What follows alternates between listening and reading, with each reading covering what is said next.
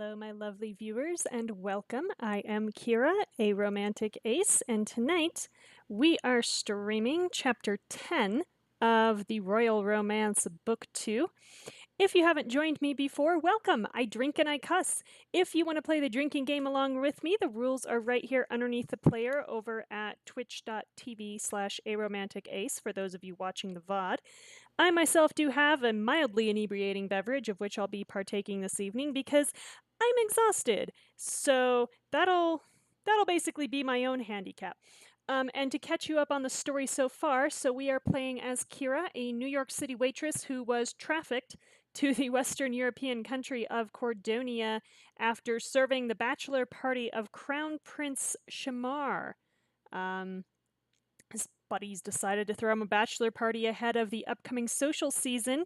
He had a few months in which to choose the woman not only that he's going to marry, but who's going to have political power in Cordonia. So what was the reasonable thing, since, we were nice to him and he liked us, to kidnap us and take us to participate in this? It seems totally reasonable, right? So, we survived this social season, apart from some, mild sexual assault. Got all the way to the end, and somebody brought out photos of that incident and effectively barred us from competition, and he had to choose someone else. He chose one of our rivals, Madeline. So we were taken down this way. One of our other rivals was taken down this way, and Book 2 has been all about clearing our name and becoming an awful person who just pretty much just kisses anybody they'll let me kiss, I guess. So yeah, we've been going around as Shamar's mistress, basically. Madeline, his fiance, says she's okay with it, but then is petty and cruel to us and to our best friend, Hannah. So, getting the feeling she's not so okay with it. And let's see, we discovered that Bertrand sold the photos of us at the bachelor party to the press very early on in book 1 to try to smear our name and actually kind of make Shamar look bad too, to be honest. So that was a dumb move. But Bertrand has a history of dumb moves because he got Drake's younger sister Savannah pregnant about a year ago, it looks like. So yeah, Bertrand, the Cordonia killer's got some stuff to answer for. I really, really, really wanted Drake to punch him in the face. I'm really sad that didn't happen because Bertrand needs it. And we discovered that the head of the Kingsguard, Bastien, was in on the plot to set us up and get assaulted and get photos taken of it. But we don't know who he was taking orders from because he didn't come up with that on his own. Penelope was part of it too. But she only worked with Bastien. So we're trying to figure out who Bastien was taking orders from and who would a royal guard take orders from. Gee, I wonder if it could be a royal. So yeah, now apparently we're going to go confront the Queen Mother, the nationalist Regina, and see if she had anything to do with it. So let's go accuse the former queen of treason. This is going to be great. Okay, let's get started.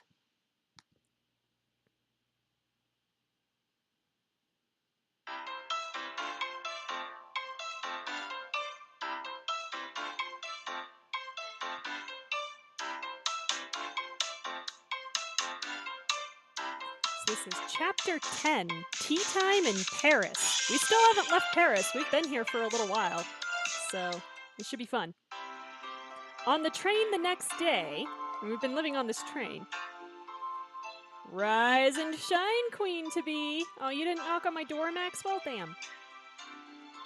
That's got to be Maxwell Beaumont. Hey, Exposition Fairy, we're only like halfway through. We haven't forgotten anyone. The one and only. Ruff, ruff. Our little Oliver is so cute. Ah, yes. My entrance is welcomed by the Corgi's choir. Yeah, you're kind of in the doghouse yourself there, Maxwell, but, I read that as Risa and Shine. That's how self-centered I am. I mean, Risa and Shine works too. You know it's almost noon, right? I've actually been awake for hours. No, I have not. I have been asleep this entire time because we have had so many late nights since we landed in or we arrived in Paris that I'm exhausted. There's been a lot of shit happening. So, yeah. Oh, really? Great work! I'm lying to you, Maxwell. Thanks. So, are you ready for afternoon tea with the former queen? No, I am not. I do not want to do this. More or less. I know, I heard. She's not your favorite person at the moment. No, she is not. But on the bright side, this could be the perfect opportunity to corner her and get your answers. Yeah, that's what I want to do, corner the queen. At a public event, she'll be caught off guard. She won't be able to run off or dodge you. This is getting worse. Good point. So, go get ready. We don't want to be late. Okay, I really wasn't worried. Can Oliver come? Aw, yes, we should. We should bring Oliver. We should bring our little puppers. I don't think so. Aw, we can't take the dog? Sorry, I'm trying to adjust things on the side here, too. Womp. Luckily, I've arranged for one of the staff to look after Oliver if we're ever gone for too long. Aw, so we don't have to worry about our puppers? That's good. That's good. Okay. It's not gonna go. It's not gonna go. Whoops. Oh, he's going to get all the walks and stuff, I guess, because my computer is weird. So Oliver's happy with the setup, whatever the setup is. That's good. I still think he should come to afternoon tea. Now, let's get to it. Okie dokie. You head into the changing room on the train car and find Hannah and Olivia already there. Oh, good, Olivia again. Really taking your time today, huh? Yeah, she's sneering. Take a drink. She's not really our rival, but kinda.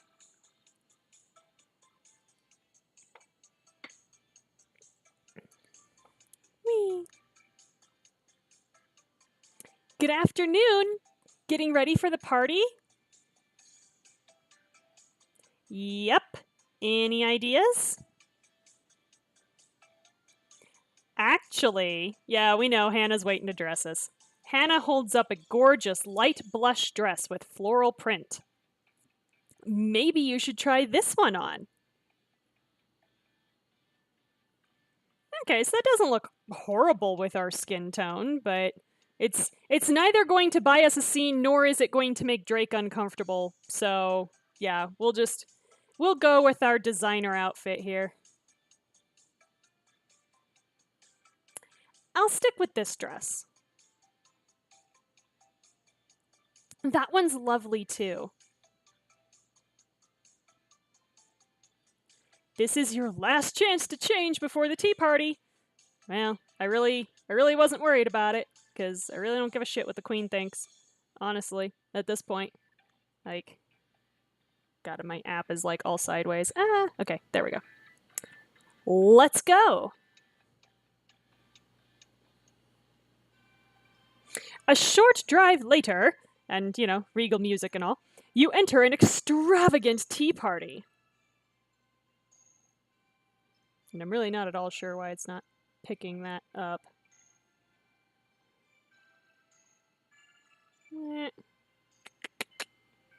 Mess with my settings here in a second, but isn't all fancy with the lacy tablecloths. So we can say, wow, this is lovely, or I'm drowning in ruffles. Wow, that's like judgy. Guess it's good as gonna get. Okay. So yeah, I don't know, this is lovely. Oh, why, thank you. I'm so glad you were able to join us today. Are you, though, Madeline? Are you really? Oh, hello, Madeline. Thanks for inviting me. Did she invite us, or did we just invite ourselves? I'm happy to have you here while you're on such good behavior. Take a drink. God. There's a reason no one likes you, Madeline. I told Shamar that in time you'd be trained. Did you, though? Is that what you told him? Because I feel like you didn't tell him that, because I feel like Shamar would not take that well. So, yeah. Trained? Well, trained enough to be presentable in society. Now, please, enjoy yourself. Yeah, I'm gonna enjoy myself by acting like I'm not trained for society, bitch. Thank you very much. Madeline saunters off before you can say anything else. Oh, good. Yeah, get away from me. Ugh, I never liked her. You don't like anybody, Olivia. You don't like anyone. True. But I especially dislike her. It's true, when Olivia backed out of the competition first, she expressly told us not to let Madeline get her claws into Shamar. So, Olivia does have something out for Madeline. Oh dear. Well, let's get something to drink. Hannah's trying to smooth things over. The three of you find seats together at a table, just something we never would have said in book 1. Do we have a choice to take the teacup? I guess not. You take a sip of a delicately blended Earl Grey with just the right amount of cream. Oh, good. Yeah, because if you're drinking tea, it has to be Earl Grey. Hot. Ha. This is heavenly. It's a close match to the quality of Lithikos's blend, but still not quite. Okay, whatever. No one cares. A few tables over, you spot 2 familiar noblemen. Oh god, no. No, I don't like you. Yeah, Neville. Yeah. I especially don't like you, Rashad. You are a spy or a detective. I am very sure. Looks like your 2 most eligible suitors are here. Oh, I hadn't even thought about running into them at a tea party. I'm just gonna bring you all back around to the fact that they're at a tea party. I suppose I'd better try to talk with them. Should you? Hannah, we can say, you've got this, or I wish you didn't have to do this. I wish you didn't have to do this. Romance point, I really just wish, she wasn't having to whore herself out because society, but sure, romance, whatever. Oh, Kira, you know how I feel, but I have to. I know. You've got to stand out if you want to land one of them. The room is swarming with noble ladies. Are they the only 2 men here? Yeesh. Try batting your eyes until the suitors are irresistibly drawn to you. Don't bat your eyes. Just don't. No. That's not exactly how things work. No, you teach them to dance and you teach them to play the piano. That's how it works. No, but it'd be fun to see how long you could keep it up. Shut up, Olivia. Take a drink.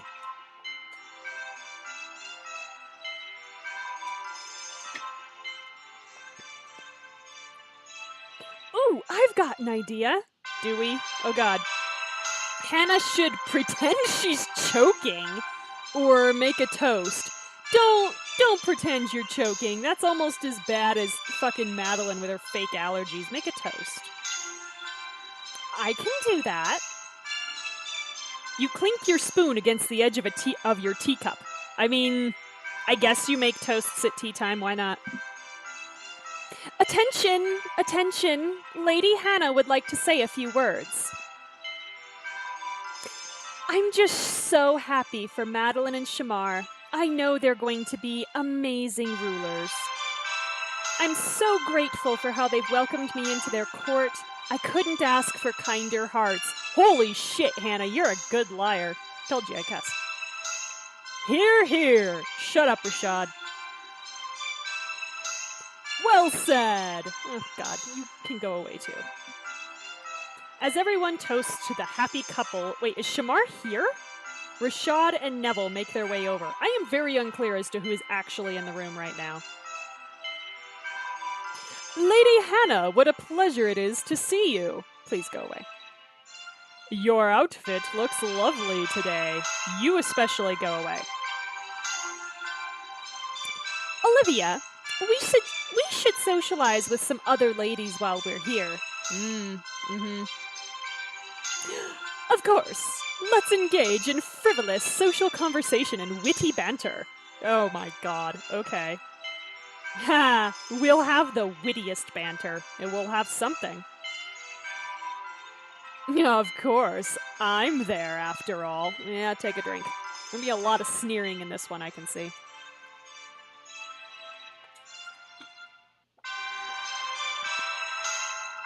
As you and Olivia make your way from your table, you nearly run into... Oh, he is here! Okay, Shamar! Well, hello. What a pleasure to see you here, Lady Kira. He keeps acting surprised like we're in places when, like, we're all literally traveling on a train together, so I don't get it. And Lady Olivia, it's wonderful to see you as well. I didn't know you'd be attending the events in Paris. Well, you never know where I'll turn up, I suppose. Poor Olivia. Like, is something wrong? No, you seem well. I'm glad for that. Are we, though? But I should go. As Olivia leaves, you quickly follow behind and whisper to her. Olivia, are you okay? He's engaged to Madeline and in love with you. I can't help how I feel about him, can I? There's some truth to that. At least I still have my pride. Just let me leave with it. Oh, okay. We just got here, but sure. Olivia walks out without looking back. Shamar approaches you, a concerned look on his face. I wonder what that was about. I think she's dealing with some things. Yeah, that's, you know. I hope she's able to sort them out. She's been through so much. Speaking of which, how are you doing? I haven't slept in like 3 days, but, you know. I'm, so we can say, holding up okay, enjoying the tea party, or wishing I could kiss you right now. Ugh. Are we enjoying the tea party? I don't know. Now we're, like, watching Hannah flirt with guys that really don't deserve her, so I'm holding up okay. Then I'm thankful for that. Is there anything I can do? Yes, find better suitors for Hannah. Not yet. I need to do this for myself. Yeah, you can find Tariq is what you can do. Is there no end to your strength? Yeah, there is, but we haven't hit it yet. What can I say? New York girls are tough. Okay, whatever. Indeed they are. Just then, a group of nobles approach. I fear our time alone is coming to an end. I'd better greet these guests. But if you need me, come find me later. I will. Thanks. Across the room, you see Kiara and Drake talking together by some petty fours. You head their way. Oh, remember, Kiara's got a crush on Drake. And how the hell did we get Drake at a tea party? How indeed? Did Kiara actually get Drake at the tea party? Is this what happened? So Savannah was taking French lessons for months? Oh, yes! I really enjoyed teaching her. French is my favorite of all the languages that I speak. I've always found it to be such a romantic language. Oh yeah, she's turning on the charm here. Uh-huh. Okay. He's not that much of a catch, Kiara. Hey guys. Oh, hello, Lady Kira. Hey, Roth. Yeah, still can't first name us. Okay. Well, we can say these petty fours look delicious. Don't you two look cozy? Or not to interrupt, but I'm interrupting. God, how obnoxious do we want to be here? Because we could really embarrass Drake, or we could mildly embarrass Drake. That's only mildly embarrass him. Not to interrupt, but I'm interrupting. Interrupting? Nah, you're not interrupting anything other than a desperate search for something edible on this table. Drake, wasn't talking to you. Yes, of course. Kiara, we need to find you someone better too. Nothing at all. No, you deserve better than Drake Manthrax Walker, okay? I'd better go. Kiara runs off. Drake, we can say, isn't it obvious that Kiara likes you? Did you get any information about Savannah? Or, you know you're mine, right? Wow, it's not so much judgy as just creepily possessive. I'm gonna choose not to embarrass him too terribly much. Did you get any information about Savannah? Only that she was planning her trip to Paris for a long time before she even got pregnant. Well, it's good, I guess. I can't believe I didn't know. Was I just an idiot? Yes. It seems like Savannah wanted to have her secrets. Can't blame a girl for that. Yeah, she was trying to individuate Drake. Anyway, don't we have more important things to talk about? Which I think is where the conversation would have went no matter what we chose. Like the fact that you stick out like a sore thumb here? Yeah, what the hell are you doing here? Very funny. Why are you here anyway? This seems like the kind of event you'd bend over backwards to avoid. I think he wants to spectate while we confront the queen, but that's just my guess. Oh, well, I figured you might need some support today with the mission. Yeah, you're here in the peanut gallery. Not that I think you need me, but in case you wanted help, I wanted to be here for you. Oh, are you feeling, like, inadequate because you weren't there for Savannah? Buddy. Oh, thanks, Drake. Don't thank him too much. Remember book 1? He was a jackass to us the entire time? So, what's your plan? I don't know, confront the queen, accuse her of treason? Glancing over, you see Queen Mother Regina surrounded by noble ladies as she chats with Adelaide.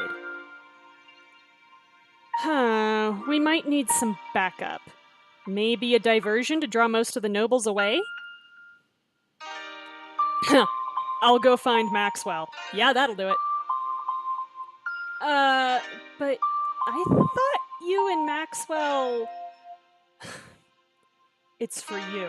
I'm not gonna let my personal gripes get in the way.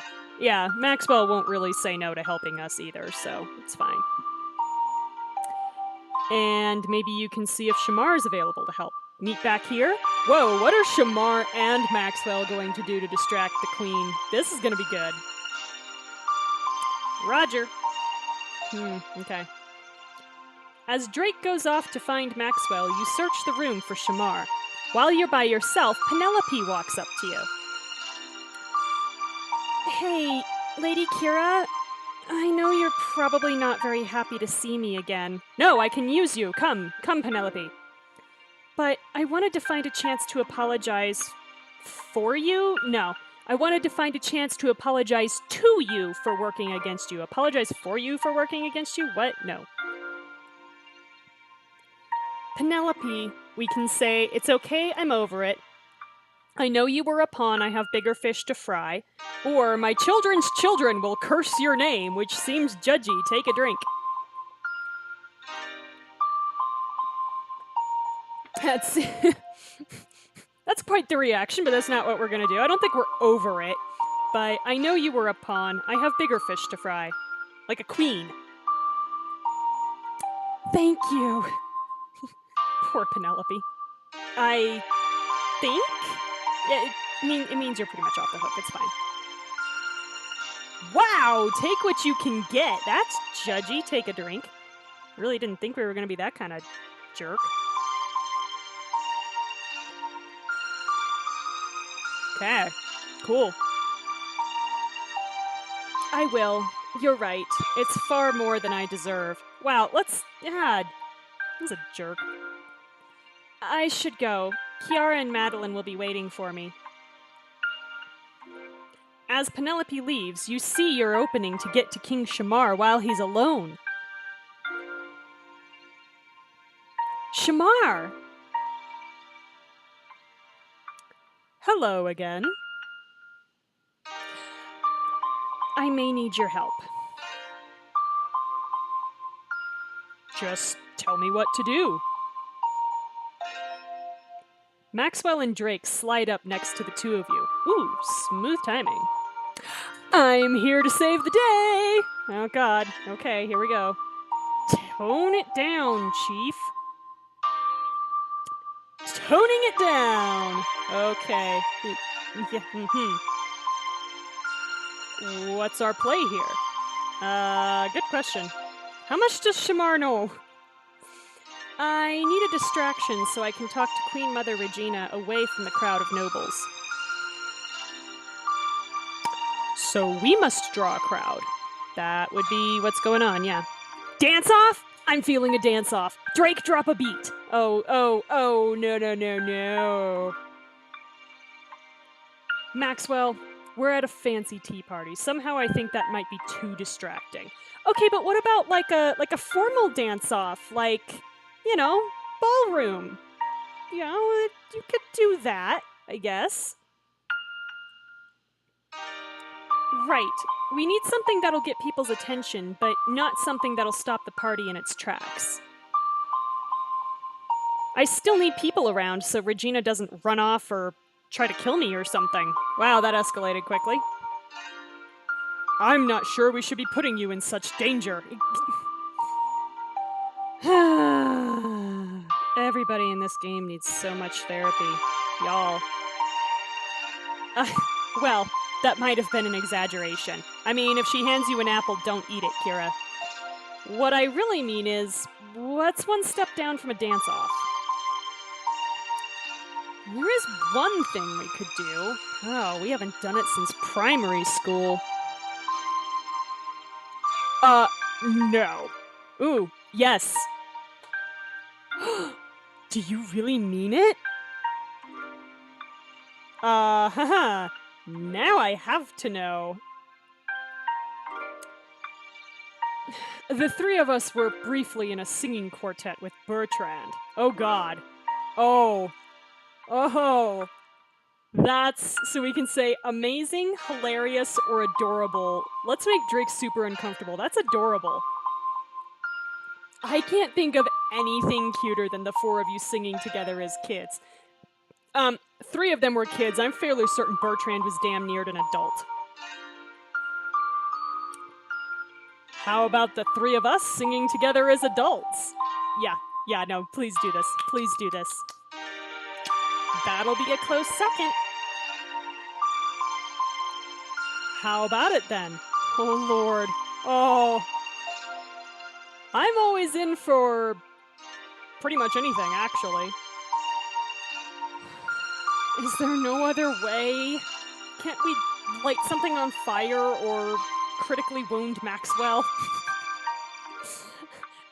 Drake, violence is not always the answer. You and your toxic masculinity over here. Sometimes things can only be solved by singing.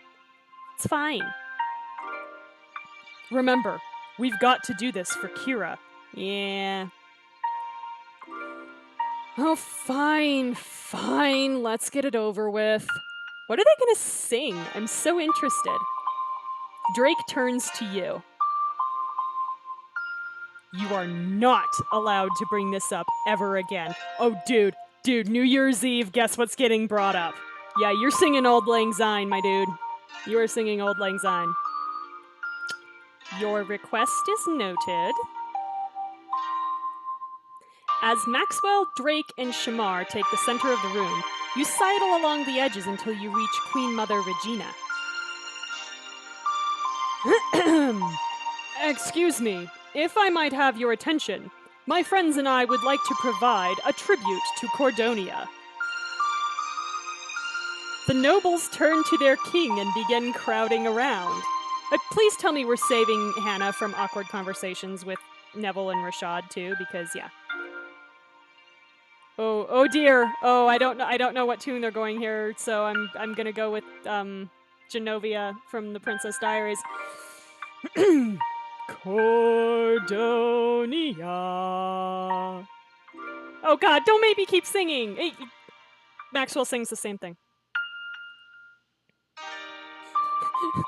So does Drake. Cordonia. You can tell he's so excited.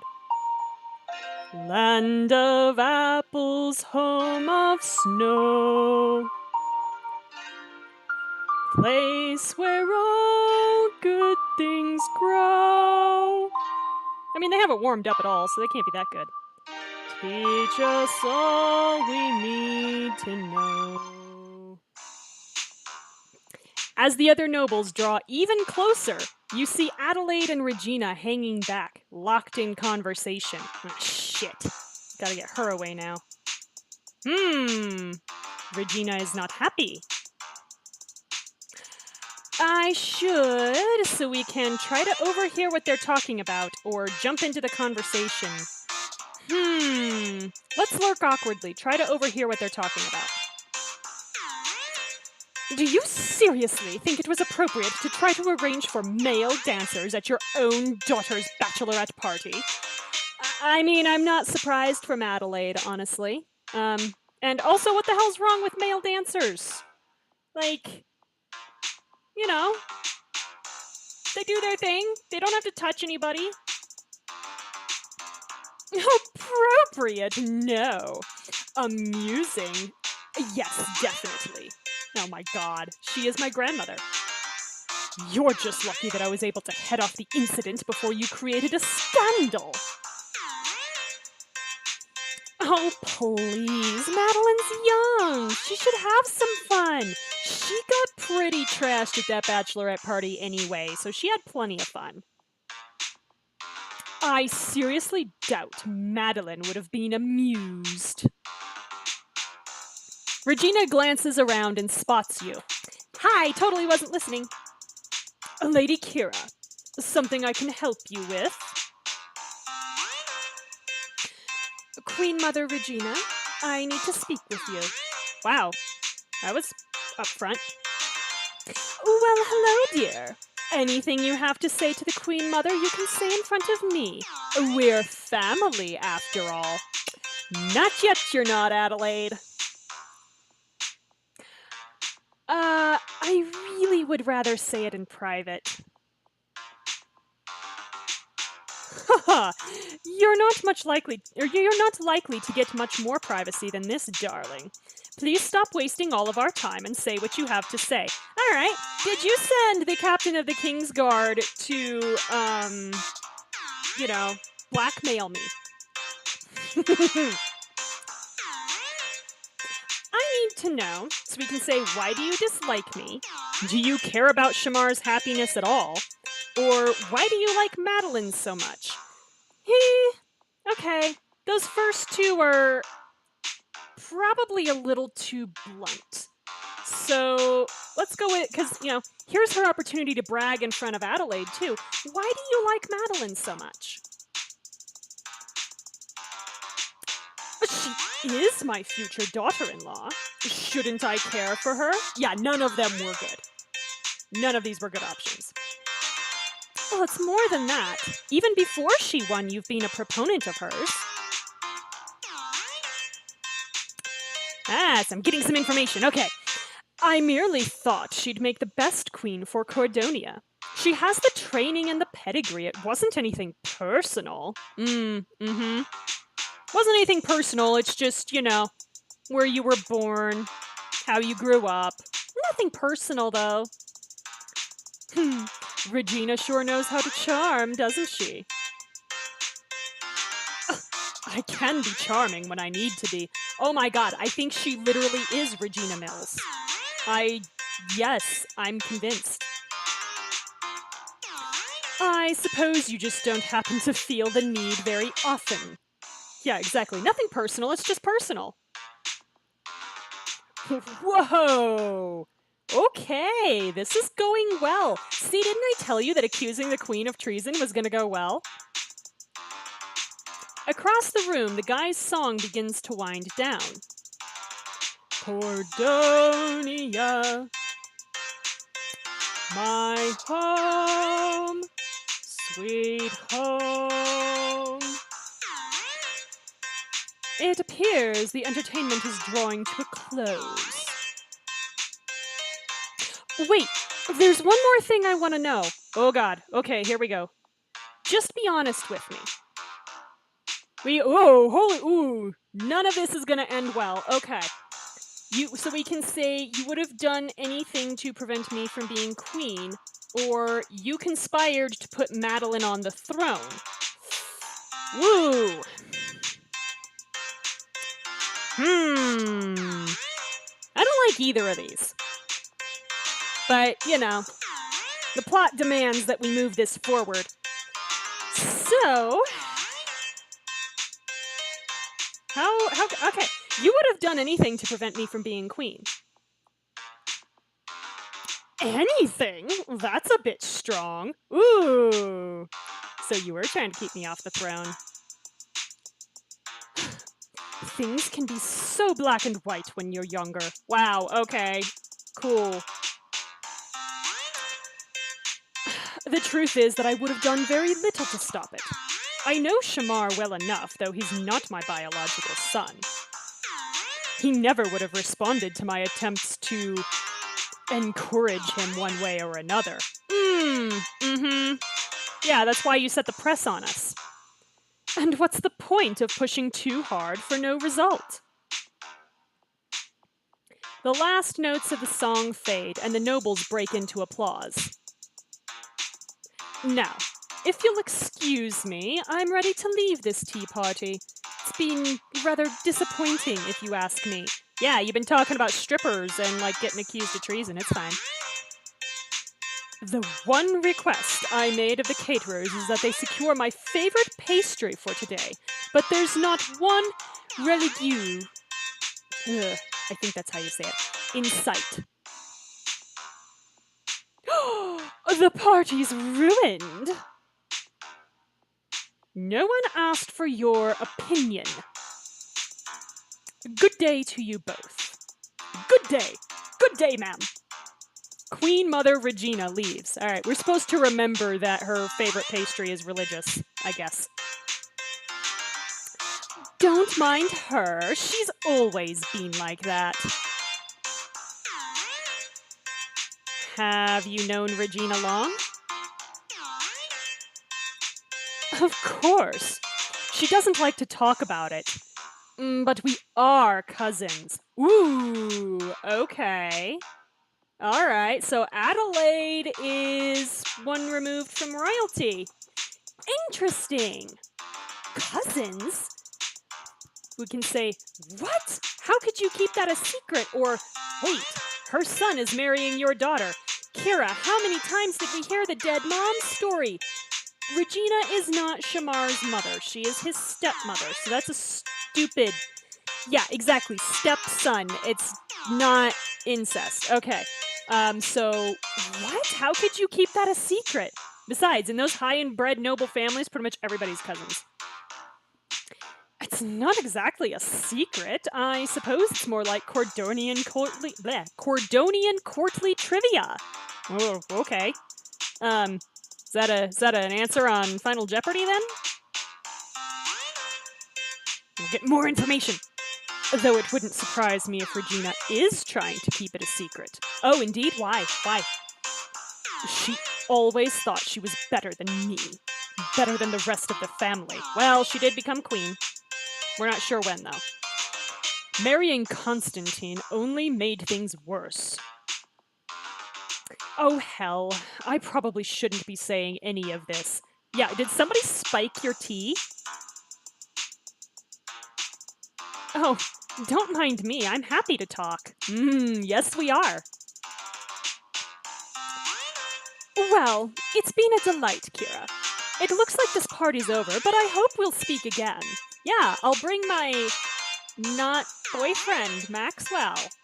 Yeah, since you like him so much. Adelaide leaves you alone in the corner. Hey, no one puts baby in the corner. Drake, Shamar, and Maxwell approach you. Maxwell waves back at the crowd. Thank you all, my adoring fans! Okay, Maxwell, easy there. I'm really glad that's over. Hannah joins the group. That was a good performance. Thank you, Lady Hannah. Drake still has some notes in him. Yeah, and they should stay inside me. No, next time we get you drunk, my dude. Karaoke. It's happening. Any luck with the Queen Mother, Kira? Well, kinda. I got some information, but I'm not sure what it all adds up to. Now, there's still the opera tomorrow. You might be able to get more out of her then. Oh, God. Oh, my God. We have to do the opera now. Okay. Why don't we just go to the Paris Opera Ballet? Like, why don't we just go for the gusto here? I hope so. Although, as far as I'm concerned, French ballet, yeah, a little bit problematic as far as the biomechanics are concerned. The way they ask you to do arabesques is painful. Hey, you look like you could use something to take your mind off of all this. How about a group camping trip? Yes, in Paris, which is known for its camping. What? The leaves are changing, and there's a spot where we can see all the trees over the valley, sunset included. Did you just suggest we do things with people? Was he really including everyone else in that invitation, y'all? One must wonder, mustn't one?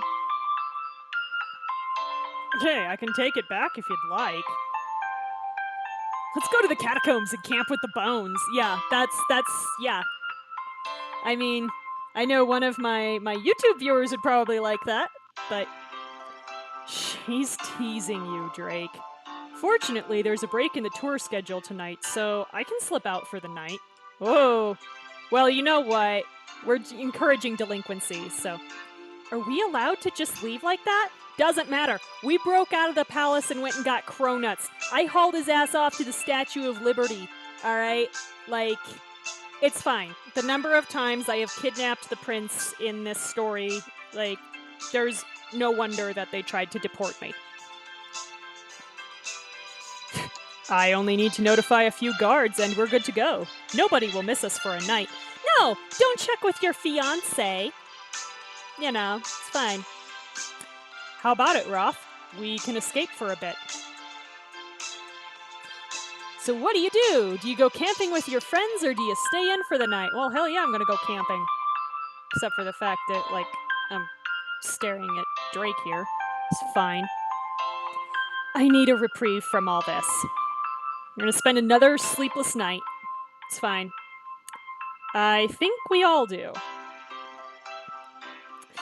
Oh, I hope we see fluffy critters. Oh, Hannah, you're too pure.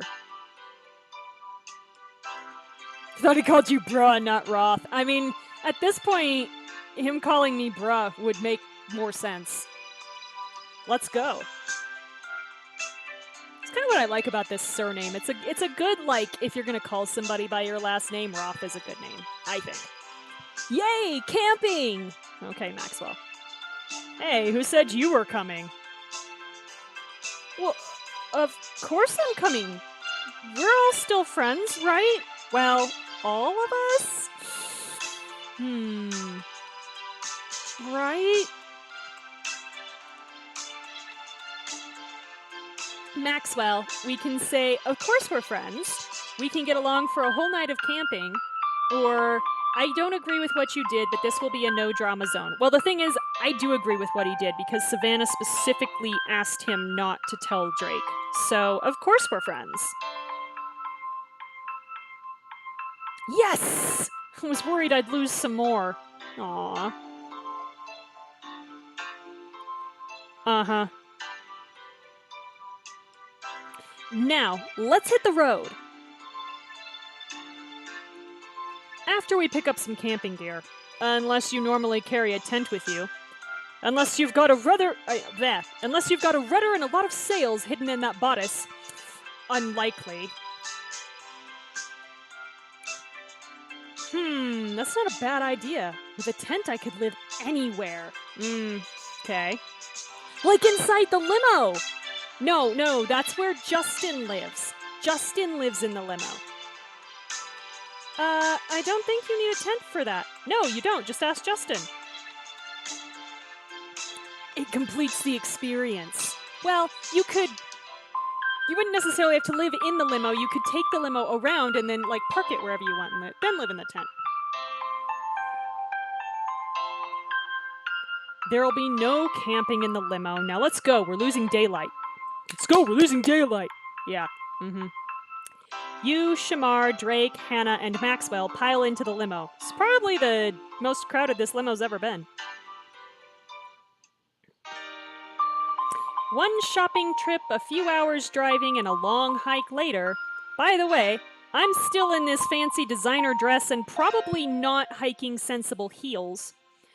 You arrive at a cliff overlooking the ocean. Please tell me I changed. No? Okay, cool. Awesome. Yeah, no, I would have changed clothes, you idiots. It's very pretty. Wow. That's a very nice view. I'm not sure that is French countryside geography I'm looking at here, but it's still pretty. I can get used to this. Hello! Oh God, Maxwell, why? Maxwell's voice echoes down the valley. Wonderful. Somebody down in the valley is like, oh God, tourists. Drake stacks up wood for a campfire on the rock. Drake, you should, we can say, take in the view or build the entire campsite for us. Wow, mean. No, Drake, you should take in the view. Drake looks over the view for a brief moment. Yep, sure is nice. This was your idea, dude. Didn't you suggest coming here for the view? Honey, he suggested coming here for the view of us. I'll get to it later. Right now, I'd rather make sure we have warmth. No, because the scheme here is that we're all gonna cuddle. Okay, that's what we're setting up. We're gonna have to pick somebody to sleep with, you know, snuggle up to during the night. It's fine. I'm okay with that. Maybe Drake's caveman instincts are kicking in. Drake's caveman instincts never stop. That's the problem. Protect and warm the tribe. I'm all over it. Okay. This is how he gets when he goes camping. Best to let him have his way. Exactly. This trip was my idea. It's my responsibility to make sure you all survive out here. All right, dude. We'd be fine on our own. I'm very resourceful. Okay, sure you are. You'd be the first to go. This is probably true. Really? Even before Hannah? Hey, Hannah knows shit. Hey! Drake positions a few more sticks, then lights the fire. I'm pretty sure Hannah has more education in anything like this than Maxwell does. So yeah, no. Maxwell, you're the first to go. There. It's ready. You all sit around the campfire. Hannah lays out snacks for everyone. Thank you, Hannah. The trip was short notice, so I could only pack so much. Are you kidding? 3 sandwiches and is that hot chocolate? Of course it is. Like I said, I didn't have much time, so I just threw some things together. Woman! Look at this. She made us hot chocolate. She is the queen of hot chocolate, y'all. Yeah, I'm drinking that. Is there anything Hannah can't do? Ooh. Ooh. How's this gonna land? It's gonna land well, okay. Aw, you're too kind. This is the life. It's just food, nature, and friends. Okay. Sure. Oh, shut up, Drake. You're the one who got us into this. Act like you don't like it. I'm certainly happy to be with everyone. It's liberating. Shamar gazes over to you. Yeah, great, okay. I wouldn't want to be here with anyone else. Yeah, apparently we had no friends back in New York City whom we miss at all, or family, or anybody. This is our entire world now. You notice Drake looking out over the valley. Finally taking in that view. Now that the basics are taken care of, yeah. Drake, we can say, it's beautiful, isn't it? Or, I never thought you'd be into the color of leaves. No, let's not judge him for liking anything that's pretty. Drake, it's beautiful, isn't it? Yeah, I'm glad we came out here to see it. Hannah quickly points to Maxwell. Maxwell, there's a thing on your shirt. Nobody move! I can feel it. Maxwell carefully rubs his shirt, picking off a green lizard. Hey there, little guy. Did you come to join us? Why is the lizard on a leash? Oh dear. Okay. Is that a leash? Thank you, Hannah. Someone said something. I have so many questions right now. It's a lizard? We can say tame it, toss it, or nurture it into a mighty dragon. Nurture it into a mighty dragon. I can't wrap my mind around how awesome that idea is. No, you can't, Maxwell. How would you like to become an unstoppable dragon, little guy? The lizard does not speak. It just smiles. Together, we will rule the world and demand ice cream as tribute. Is it poisonous? Doubt it. Looks like a chameleon. No, it's not a chameleon, though. I'm not sure what it is. It doesn't look like it. It's a harmless lizard. I think it's a book lizard. I think this might be a nondescript species of lizard. Maxwell extends a finger to stroke the lizard. It bites him. All right, we're going to find out if it's venomous now, I guess. Ow! Yeah, sure. Harmless. Yeah, this is great. He's going to die. The lizard is proud of itself, I guess. Yeah, well, let's see how you like being bitten. Maxwell opens his mouth and bares his teeth. Oh my god, is Drake gonna punch him? The lizard is evidently down for anything, so cool. My god, he feels no fear. He's on a leash. This must be the bravest lizard throughout the land. Or, possibly, you're not very scary.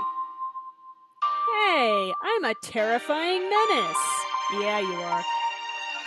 You know, You're not wrong about that. Kira, do you want to pet him? No, he just bit you.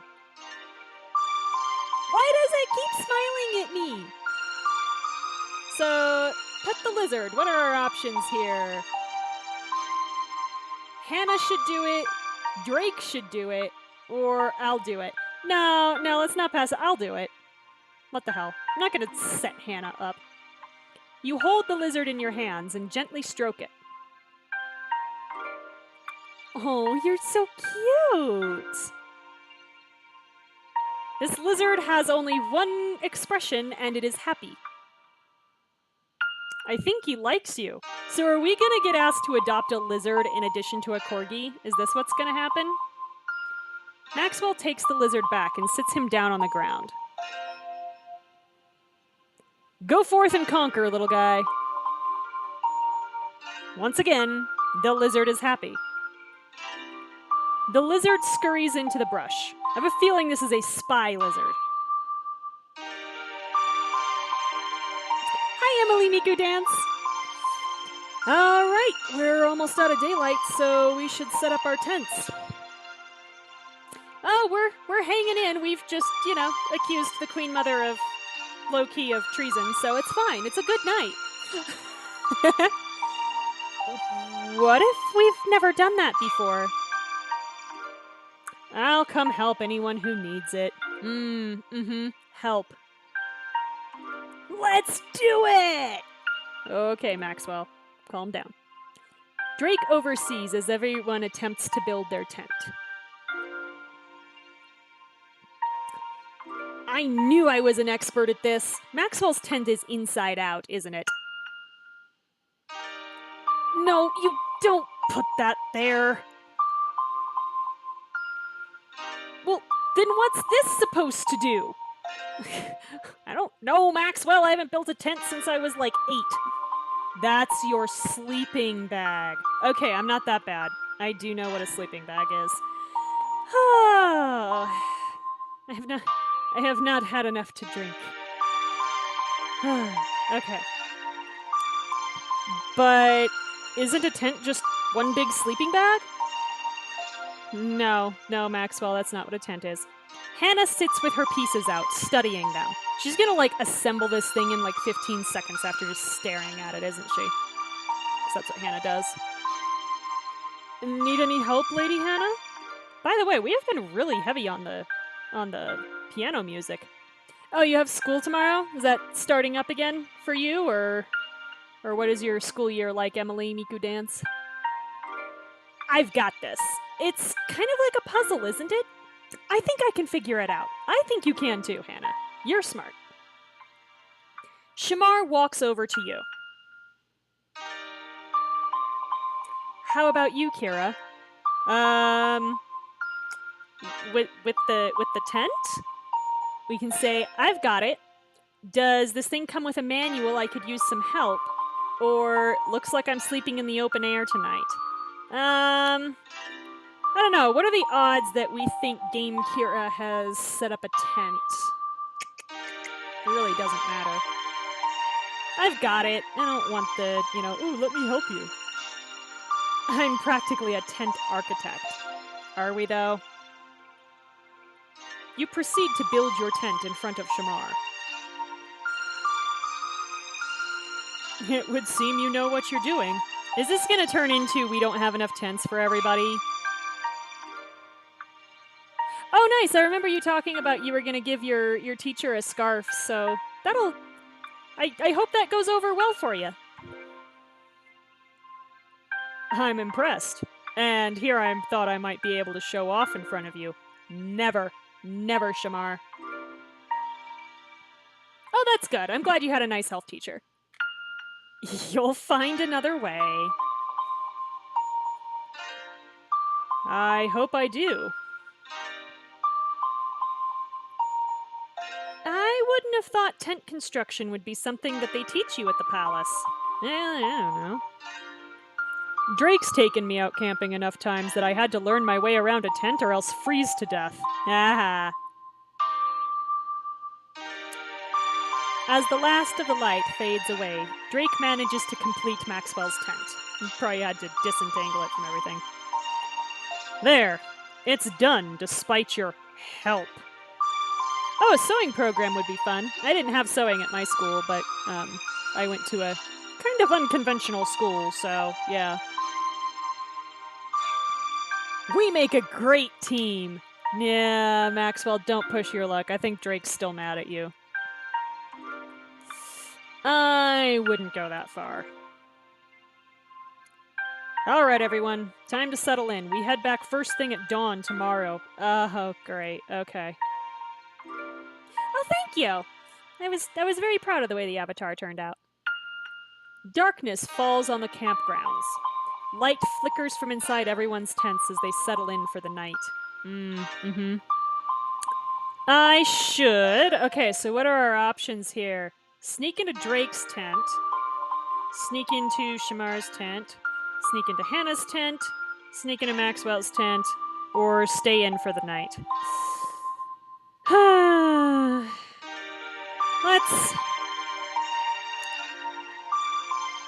Let's sneak into Hannah's tent, yeah. Otherwise, we just, like, wake up in the morning. I did draw the avatar. Yeah, I did. You slip outside your tent and tiptoe across the grounds towards Hannah's tent. You open the flap to Hannah's tent and crawl inside. And of course, she's living like a freaking queen. Bear! Yeah, Hannah, I look like a bear. Uh-huh. Hannah, calm down. It's just me. My pet peeves. My pet peeves are the... one of the biggest ones is doing the, romance hero who is supposed to, like, be an asshole in the beginning, and then, like, the power of love makes him a good person because it's almost never done well. And most of the time it's actually pretty harmful because it leads to this attitude that, that people, like, they just need to be loved. Like, behind every villain is, you know, a broken man just needing love. And I'm like, no, not the heroine's job. Nope. Oh, thank goodness. Yeah, flushing the toilet. Yeah, people, please flush the toilet. Drake didn't prepare me for the part where I'm sleeping alone on the ground. Oh, Hannah, I think we can remedy that. What happens if a bear comes into the camp at night? What if I wake up with a snake on me? Do I need to check my shoes in the morning for scorpions and spiders? I don't know. Does the area around Paris have a big scorpion or bear or snake problem? Like, seriously. Don't worry, Hannah. We can say camping is perfectly safe, which is not entirely true. You can charm any wild animal that finds us, or I'll protect you from harm with hugs and kisses. Let's not be that cheesy. You can charm any wild animal that finds us, because she probably can.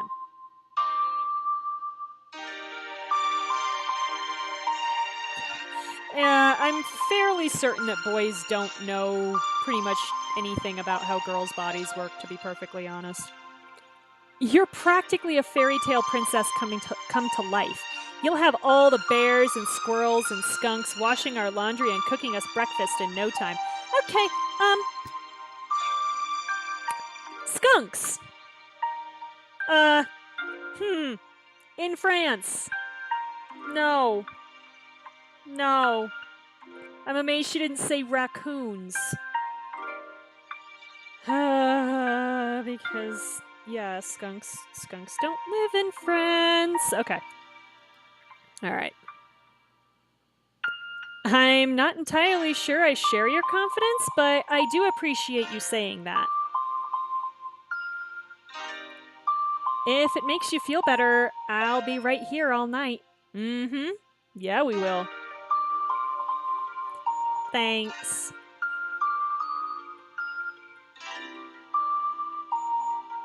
Yeah, she might be thinking Pepe Le Pew, but Yeah, no. Basic basic education is failing in Cordonia, apparently.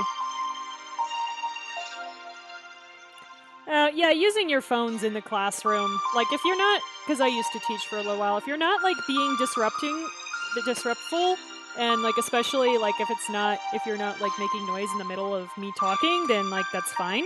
But, yeah, people who, like, are just constantly taking calls, yeah, it's kind of annoying. Good night, Kira. Night. See, like, now I'd be kind of interested to replay this chapter multiple times and try to see everybody's tents. Like, is everybody's tent the same, or are they different based on who's in it? Because that'd be really interesting to me. You roll onto your side and allow yourself to be lulled to sleep by the dulcet sounds of the forest. Dulcet, whatever. So we went camping with our friends, yay! The moonlight shines on the campsite as night passes. Oh, nice. You drawing in your sketchbook for your sewing machine project? That's cool. The next day, after a long ride back to the train, you arrive at your suite. There's a knock on the door. Take a drink.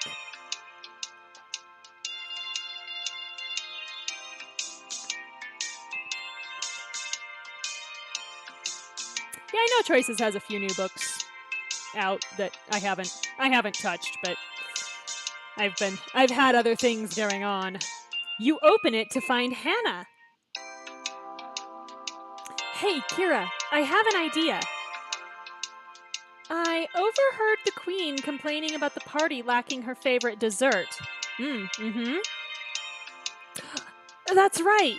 She said she wanted a pastry, religate? In French, I'm not sure how to say this, because, like, I know how I say it in another language is religais, but I'm not sure that's how it's said in French. Or religious pastry. No, I remember the name is religais. Yeah, I don't know. Yeah, we remembered the Queen Mother's favorite treat. Yay. That's right. I'm thinking if we find that dish before confronting her at the opera, you might be able to use it to get extra time with her. It's the nun one. I'd have to see it again to have a good picture in my head of what you're talking about. I probably have seen it, but I certainly I don't think I've ever heard anyone say the name. Yeah. So yeah, we're gonna bribe her with food. This usually works. One of Paris's most famous bakeries is nearby. Why don't you come with me and we'll pick up some sweets together?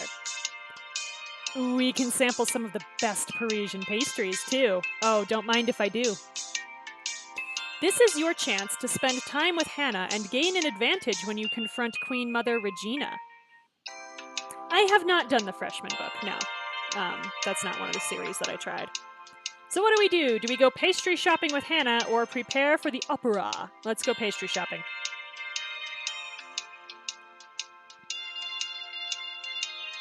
All right. I like the way you think.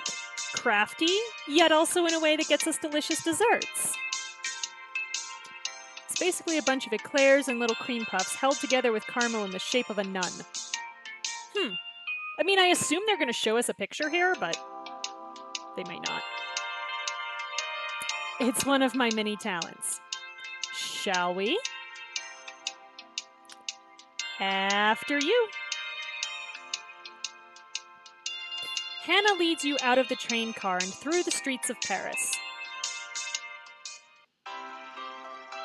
You and Hannah arrive at the patisserie, and your nose is immediately tempted by the scent of freshly baked pastries.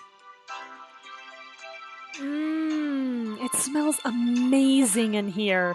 Yeah, I would be so sad. I am doing diamond choices, yes. So not if it gets me an extra scene, I do. The head baker is one of the best in Paris. I read her book, and she says that even the flavor and texture of a pastry are less important than the aroma. Okay. Yeah, it's true. Texture especially. I hope the rest doesn't disappoint. It won't. I think Hannah has been here before. You walk up to the counter and peruse the array of sumptuous options behind the glass. So, which one is the religieuse? So sorry if I'm saying that wrong. Ugh. That one. That does not particularly look like it's in the shape of a nun, but okay. Sure. You point at the religieuse, and the woman behind the counter selects one and packages it neatly for you. It's so pretty, I would almost hesitate to eat it. Almost. What are you gonna get? The lavender macarons here are to die for. I've actually never tried the others. Okay, so we can have the macarons, we can have a religieuse, or we can have chocolate cake. Oh, it's a tiny version of it? Okay. I wouldn't recognize it. So you like Live in the Woods and The Freshman and High School Story. Yeah, it's not my genre tends to be more like romance or YA. So, favorite choices book. Honestly, it broke my heart, but it's probably Endless Summer was my favorite. I really liked the mechanic in it. And the story was pretty good, but it was mostly the mechanic that I liked about that. Let's have the chocolate cake. Let's be adventurous. Or that's not adventurous. Okay, whatever. Like, because we already bought the religieuse, and like Hannah knows she likes the macarons, so I'm gonna like try something that maybe she hasn't tried. This stuff is a bit too fancy for my tastes. I'll stick with a classic. Great choice. Let's go sit. Besides, we are sharing, right? So, how do you know about this place? Because, honest to God, if we're not sharing, no one clearly knows what you do when you go out with your friends. That you know well. It's my favorite pastry shop in the world. My mother and I used to take trips to Paris to go shopping. Aha, so she has been here before. We'd stop by this shop every time and get my mother's favorite lavender macarons. It's one of the few times we just relax and have fun together. Yeah, when they weren't imprisoning you and taking away your cell phone. When I was a little girl, she told me that if I could bake dishes as flaky and delicious as these, I'd be able to win any man's heart. Yep, because that was all that mattered. Hannah, we can say your mom was training you when you were that young? Or, that's sweet. No, I have concerns. Your mom was training you when you were that young? Oh, I wouldn't call it training. I would. My parents have always been clear about their expectations of me. I can't remember a time when I didn't know what my future held. So, you never had a chance to dream of becoming a ballerina or a doctor or anything? Options like that simply weren't presented. Until recently, I never really wanted anything else. Aw, Hannah. Growing up, I thought the domestic life sounded so romantic. You would meet someone and fall in love, and once you had each other, nothing else would matter. Oh yeah, appendicitis can be nasty, so yeah. Ew. That's quite a life you imagined for yourself. We can say it sounds like domestic prison. Wow, ouch. Or, and now? Yeah, no. Yeah, now. Keep the conversation going. Things have changed.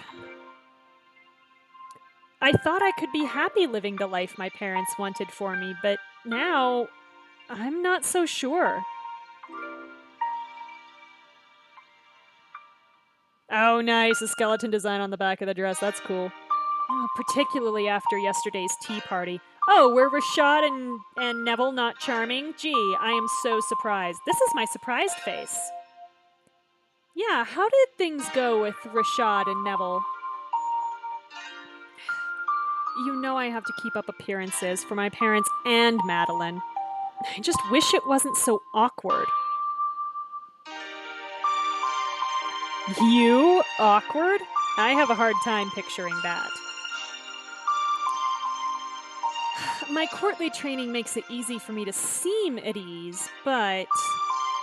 Uh, Rashad is nice, but it feels like he's only ever half there. He can't completely unplug from his work. Yeah, and he basically said that the point of a wife is to, like, watch the house, I think, in an earlier chapter, so Rashad can get lost. And Lord Neville is pretentious and self centered. He never tires of droning on about himself. Yesterday, he commented on how he's happy to have finally found a proper woman who knows how to give a man the care he's due. Oh, so did I have it backwards? Was Neville the, like, condescending asshole? I mean, I think they're both condescending assholes, frankly. But, neither of them deserve you, Hannah. What a creep. But spending time with him keeps me here. I know. We can say, but is it worth it? Or that's why I'm all for it. No, don't whore out your friends, Kira. I know. Excuse me. But is it worth it? I would do anything to stay here with you. Whatever it takes. Aw, Hannah. What happens after that? Do you really think you could be happy marrying someone like Neville? Well, you marry him and then you kill him, Kira. Like, apparently this is common in Cordonia for spouses to just die, so yeah, you marry him and then you kill him. I might have been able to before I met you, but now, knowing what real love feels like, oh dear. Oh, I have my tissues. So, yeah. Am I streaming again on Friday? I'll keep you posted on that. I have a friend who is leaving town, and it sounds like maybe we'll be doing something for them on Friday night. But I'll keep you posted over on Twitter. That you can find just on the screen here, and like the tentative plan is to stream again on Friday. Yes. Yeah, when they give you good character creation options, it's nice. Some of them don't give you very much. Never. Oh. Hannah, we can say what keeps you coming back to them, or have you thought about how you're going to tell them?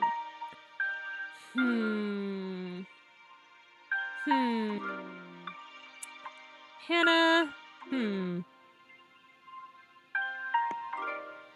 Have you thought about how you're going to tell them?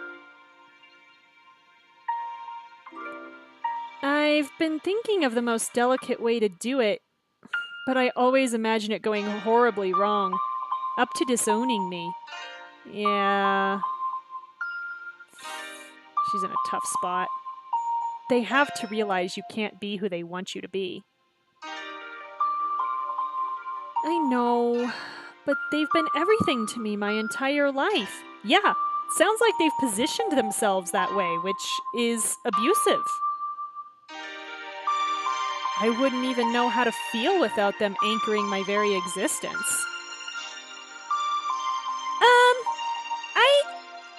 I've only ever done. This is the only game that I've played that's got a lot of character creation options. But I mean, I'm more like I just like playing around with them more than anything else. It's less about making them look like me and more about just like messing around with them. Like, I thought this was a good design for a New York City waitress who was going to, like, still look like she was a New York City waitress, but not, like, completely scandalize polite Cordonian courtly society. So, like, you know, the ombre-dyed hair or the, you know, half-shaved look probably would have...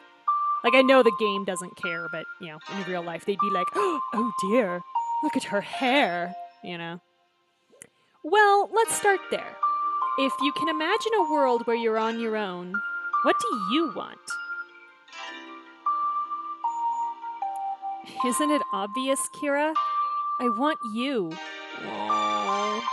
Now I feel bad. Hannah,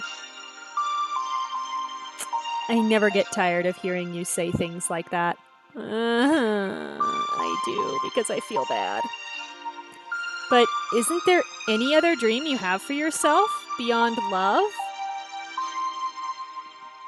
I'm glad you find me funny.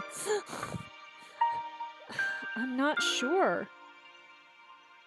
I suppose what I want is to try new things and figure out who I am outside of my parents' expectations. Just individuating. Everybody needs to individuate in this game. Get your own lives.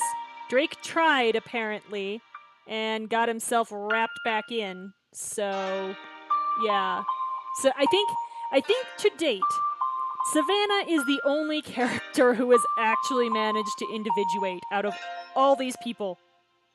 Actually. Maybe Olivia. Although, no, not even Olivia. No, Savannah. Savannah's really the only one. I have an idea. What is it? Call it an experiment. A personality experiment. Wait here. Uh-oh. You got plans, I guess. Okay. You return to the counter and order one of each type of dish. After a moment, you return to Hannah laden with sweets. Sometimes I go on chocolate binges too. Once in a while, yeah. Each of these pastries has a personality, right? They do? Sure, why not? Go with it. Humor me. Okay, they do. So you try them all, try on their personalities, and see which one you like best. Okay. You want me to define the course of my life with pastries? I mean, there's worse ways. Baby steps, Hannah. It's an exercise. Okay, what should I start with? So, we can do, these are the macarons, right? Yeah, she's been eating those forever. So we can do the religieuse or chocolate cake. You know what? Let's have her try the religieuse. Lasagna's basically. Well, actually, I saw somebody today say lasagna was spaghetti flavored cake, which is probably the best. But most casseroles that I've had are not very similar to lasagna. No, just because of what's in them. And by that I mean I found a chicken heart in one once. If I like this one, does that mean I have to join a nunnery? No, it means you're going to go liberate a nunnery. Broccoli, ham, and cheese, and creamy chicken and mushroom sauce. That sounds like that could turn out good. No, Hannah, you don't have to join a nunnery. Ah, very funny. Hannah takes a bite of the dish, which is filled with thick cream. Oh, it's lovely. So fluffy and indulgent. Delicate, with hints of rose? Ugh. Yes, you're right. Ew. Nah, I don't like the idea of rose-flavored things. So a girly girl's dessert. Something very prim and proper. Oh, is that why the queen likes it? Or are we just going to go through the whole list here? Well, let's have her do the chocolate cake. Hannah plunges a fork into the cake and takes a frosting-covered bite. This is comfort food. Yes, it is. That's why I had it. It's certainly a classic, so that would make you traditional. I mean, anybody who wears a dress with a skeleton pattern on it sounds like they're okay in my book. And rich. Rich. You are rich. But I see your point. You have hidden depths. Okay. How intriguing. Maybe a professor sort? Serious and full of knowledge. Alright, last thing is the macarons. Hannah selects a mint green macaron and takes a delicate bite. What do you think? It's so light and delicate. I've always thought of macarons as a refined sort of dessert. Yeah, they're a pretentious cookie, is what they are. And there are so many different flavors. So that makes them adventurous? Yeah, adventurous is a word. Right, so if I pick macarons, then I would be poised, elegant, and intrepid? Sure. Precisely. So, which do you like best? Oh, they're all so compelling. I like the variety of the macarons, but the fluffiness of the religieuse and the richness of the cake.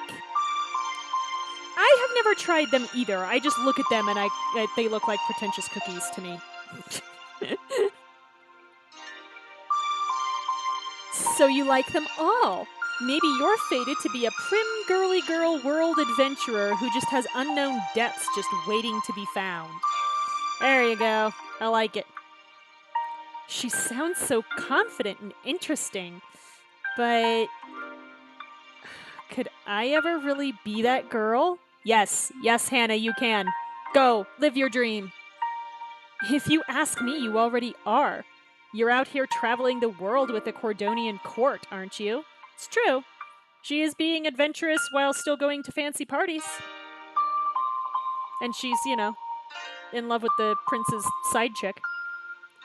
True. And I've never met anyone more composed. Oh, this is true. You're too sweet to me, Kira. I'm sweet to everybody. That's why I go around kissing them. And the more I find out about you, the more I realize that I could spend forever talking to you and never get bored. I actually can't have dairy products, so I have never tried Menchie's frozen yogurt. I've seen it around, but yeah, I can't have frozen yogurt anymore, and found out that I can't have it. Although anything with gummy bears in it does sound delicious. And in terms of a dessert, what would that make me? A sundae. Puffy pastry flavored like mint with a dollop of frosting on top? Sure. I hate to tell you this, but that sounds terrible. Well, it's mint flavored frosting. Actually, it doesn't sound that bad. Well, we'll work on that. It can't be worse than paprika on caviar on metal spoons. Okay? That's Maxwell's fault. What makes you so sure I'm a pastry at all? True, she could be a cake. Are you kidding? You're far too sweet to be anything else. Yep, I'm allergic to dairy products. I'm allergic to many things, dairy being one of them. Kira. So we can kiss Hannah or steal a bite of her cake, so kissing's an option. Take a drink. Oh.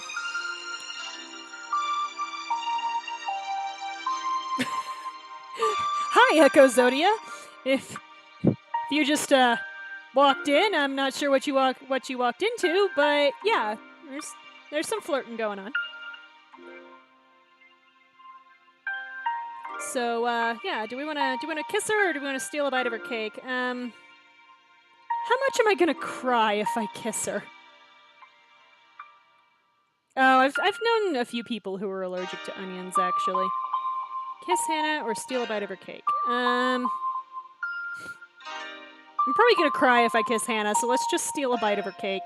Sorry, y'all.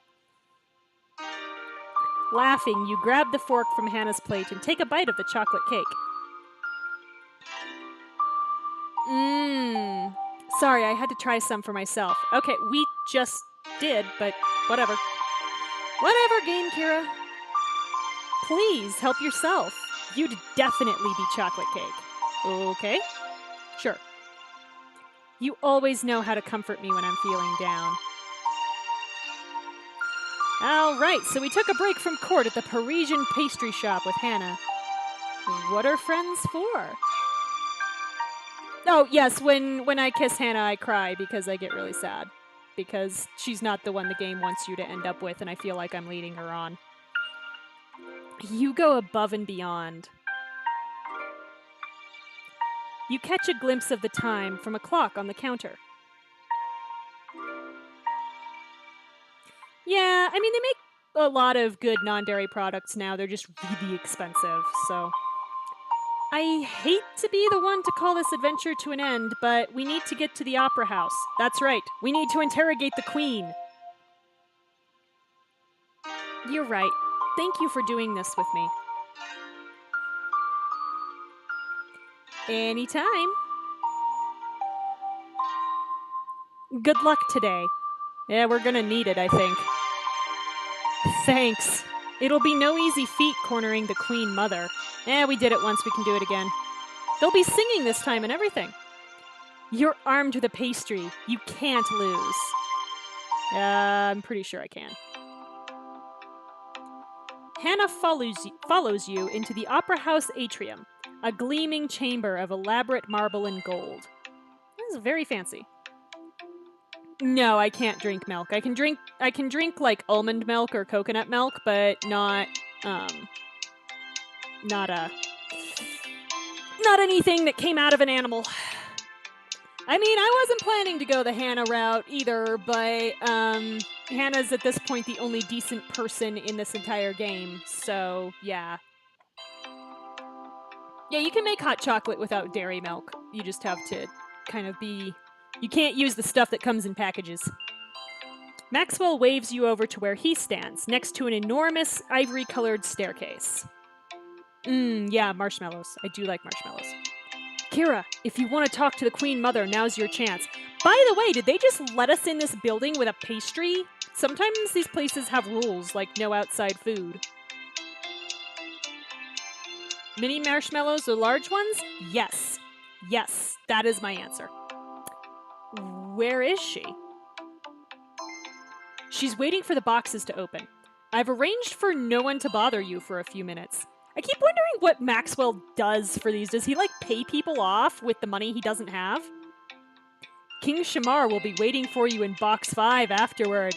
Hey! Phantom of the Opera reference! Ha ha ha! In the Paris Opera House, Box 5. Okay. Sounds like a plan. Whoa, wait, is Madeline not gonna be in there? Rustle your bustle, Kira! Oh, please never say that again, Maxwell. Please never say that again. I haven't had a popsicle in years. Oh, thank you for following, Echo Zodia. I'll help Maxwell give you some privacy. Good luck. Yeah, giant marshmallow that fills the whole mug. I actually can't have any type of beans either, so no, I don't like beans anymore. I never minded beans. Vanilla beans I can have, as far as I know. But yeah, no, I can't have beans anymore, so... Good luck? This is the theater! I think what Hannah means is break a leg. Yeah, Maxwell's a trip. He's fun to voice. I'm a horrible voice actress, but Maxwell's fun to voice. He ushers you toward a deep magenta couch set into the wall. Queen Mother Regina perches on the edge, eyes scanning the room.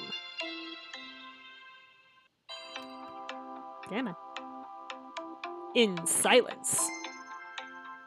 So, will you be able to find the truth this time when you confront the Queen Mother? Find out in the next chapter. Okay, God, do I go for 2? I missed last week's stream. So assuming I will start chapter 11. We're gonna see if I can do this without killing the stream. Might be okay.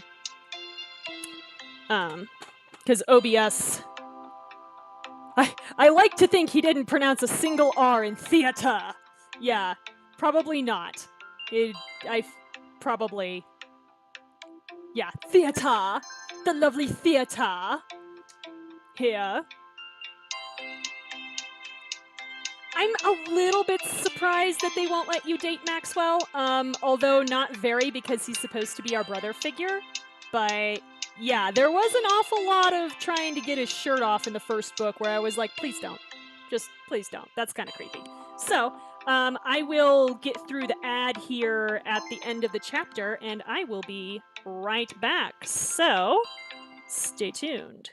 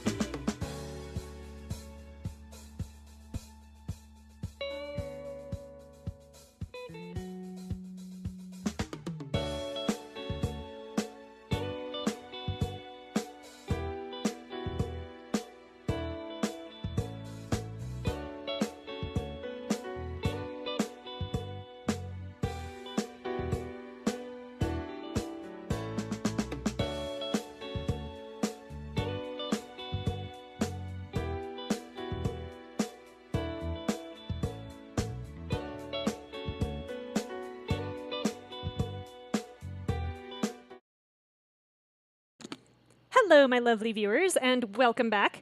I'm glad you're enjoying the stream so far. So we are going to start chapter 11 now. I'm sad because I missed last Friday. So, can you wrest the truth from the Queen Mother on your last night in Paris? Let's find out!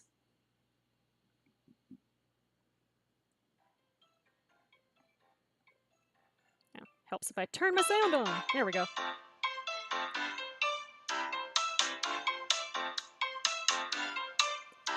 Right. Oops. That's right, my app is being weird. Haha. Chapter 11. A Night at the Opera. You're standing with Maxwell and Hannah in the Opera House atrium, about to confront the Queen Mother. All right. I've just got to get the Queen Mother to admit that she sabotaged my reputation. No pressure. But did she? We'll find out.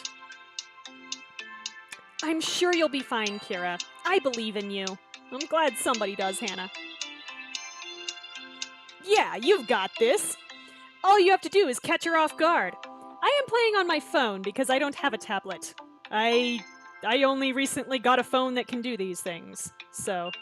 Oh, you've never heard the beginning music before? Well, now you have. Yeah, it's fine. Just catch the Queen Mother off guard, you know. That's legal. Any advice on how to do that? Well, it sounds like we could have Maxwell do a striptease, because she seems to have a problem with male strippers. If it were me, I'd gain her trust by pretending to lose to her at something. Probably a rap battle.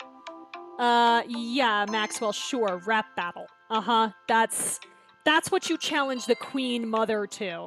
Okay. Oh, that sucks that you lost your tablet. Then I'd gain her respect by beating her at something else. Probably also a rap battle. Oh, God. Well, we beat her at croquet once, and she said she respected us for that, so okay. Yeah, I've, had weird experiences with Twitch's mobile app. Mostly that I can't see the stream because I'm on my phone. But, yeah, they recycle songs between the books. If you go on YouTube, actually, and just look for, Choices Game Music, somebody has actually compiled a whole list of all of the pieces from all of the books. And they've kind of categorized them, because most of them aren't specific to a book, they're specific to a genre. So, So yeah, they'll get reused based on the situations, and like my friend and I literally just sat there one day and we just listened to the music from Choices because I actually really like it. So, yeah, rap battle, not the direction I'm going. I'm not sure we have time for that much rapping. Oh, maybe try to bring up Bastien and see how she reacts. Oh, see, now that's an actual idea. If she's really working with him, bringing his name up out of the blue may throw her off. She'll know you know. But is that giving away my hand too soon? I like that. Okay, I guess this is the plan we're going with. So that's a no on the rap battles then? Yes, Maxwell, that's a no on a rap battle with the Queen Mother, unless and until we're at the wedding. Okay? Like, then I would rap battle. I'm saying rap battle a lot, aren't I? Yes, you are. I haven't played High School Story. The book that the music really got in my head was The Crown and the Flame. That music, I actually like dreamed about that music. It really got in there. Sorry, Maxwell. Hannah's got this one. Good brainstorm, everyone. I'll see you on the other side. Assuming that, we're not deported. Break a leg! Alright, Hannah's learning. Okay. You walk toward where the Queen Mother is seated at the perimeter of the room. Hello, Your Majesty. You dip into a low curtsy, which looks ridiculous in a sheath dress, but whatever. Lady Kira? Are you remembering how pissed you were at us yesterday? May I wait with you? By all means. Does she see the pastry box in our hand? Please tell me we were smart enough to bring the pastry box. She waves a hand to indicate the cushion beside her, and you take a seat. Okay, we were smart enough. I brought you something. It's a bride. Oh? So we will give her the pastry, the religieuse that we bought with Hannah. I remembered you mentioning it at tea yesterday. Oh, how thoughtful. I'm waiting for her to be like, but I can't possibly eat this because it might be poisoned. Oh, holy shit, she's braver than I thought. With like all the royals in Cordonia who have died over the course of the last like 25 years. And she's eating a pastry handed to her by a jilted competitor for Shamar's hand. She's a brave woman.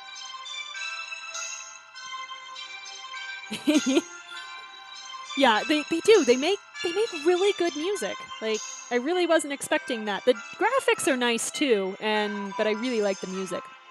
She accepts the pastry and takes a bite. A bit of cream bursts out the side and falls onto her dress. Ooh, shit. Oh! She surreptitiously wipes the glob of cream with her finger and eats it. Atta girl. I like it. Yeah, I probably will do the Royal Romance Book 3. Yeah. Far too delicious to let it go to waste. Yeah, apparently Queen Regina just has a death wish. She's like, yeah, what the hell? I'm old, I lived my life. I've been queen. I won't tell if you won't. So, now that I have dirt on you, the Queen Mother just, like, swiped some cream off her dress and ate it with her finger. I'm gonna take that to the press. Lady Kira, while your guiles have improved since you first arrived, I have been around long enough to know that you are seeking more than my company. Like, this whole scene, being in Paris, at the Opera House, with this, like, old Queen Mother, I'm getting such powerful, powerful shades of Don Bluth's Anastasia. Like, I really am. Just, Dimitri's gonna run in at some point, isn't he? I don't know what you mean. Come now, it was even more obvious at the tea party. Well, we were not being subtle at the tea party, to be perfectly fair. You're investigating me, aren't you? A little bit. What? Yes. I know nothing about this alleged plot against you. To be quite frank, a part of me wanted to see you succeed. You. You did? A small part, but it was there nonetheless. Drake is so Dimitri. He kind of is, isn't he? Like, down to the damn American accent. Drake has a little less in the way of guile, though. Dimitri has a lot more guile. He's definitely got, like, he started with more ranks and cunning than Drake did. Drake is like average cunning. A small part, but it was there nonetheless. Wait. How did you even know I'm conducting an investigation? That's right. I am suspicious. I may no longer be the queen, but I still have eyes and ears throughout the court to keep me appraised of all goings-on. In any case, regardless of my feelings toward you personally, I could see how much Shamar cared about you.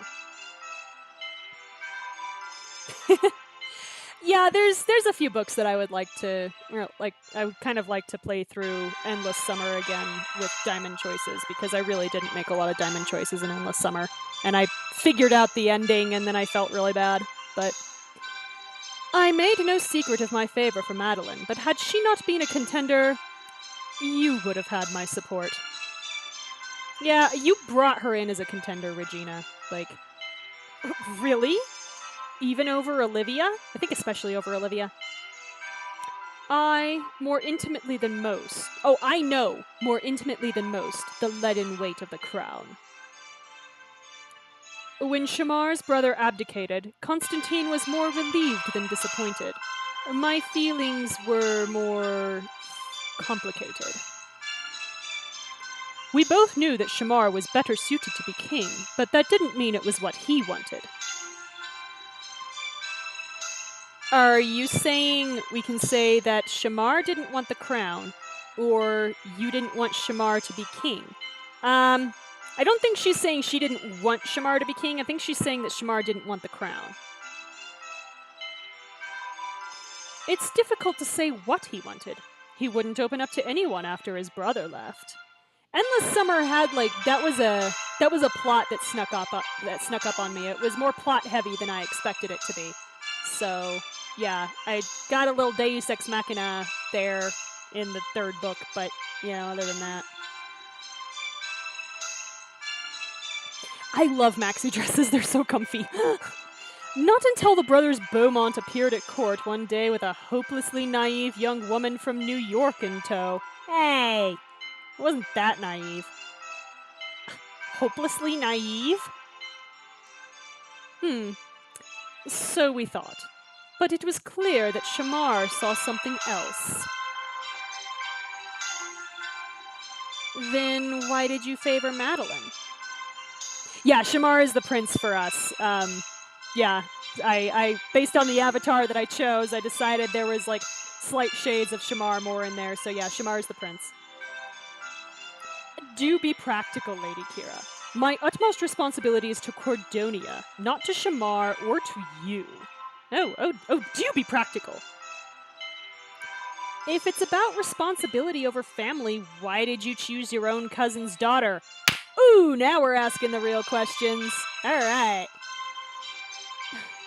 It's true that Madeline is my kin, but that is hardly why I supported her. Who would you have chosen? A foreign newcomer just learning the ways of court and governance, or a woman born and bred for the role? Hey, how about Hannah? Hannah was an option, bitch.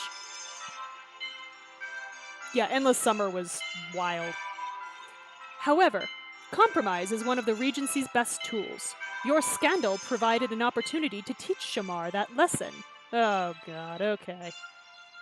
That is why I pushed him to accept the arrangement that Madeline had proposed.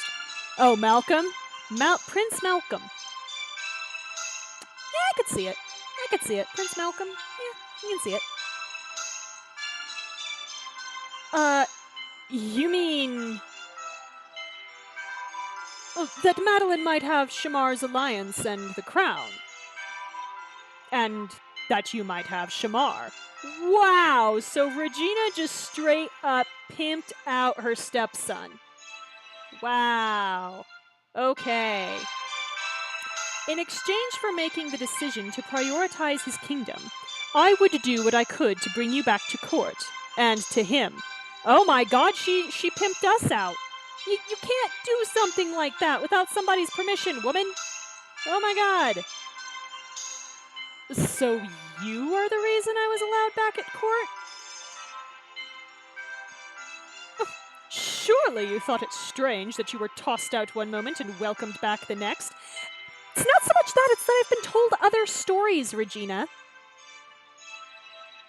That was my doing. Perhaps you ought to be thanking me rather than questioning my motives.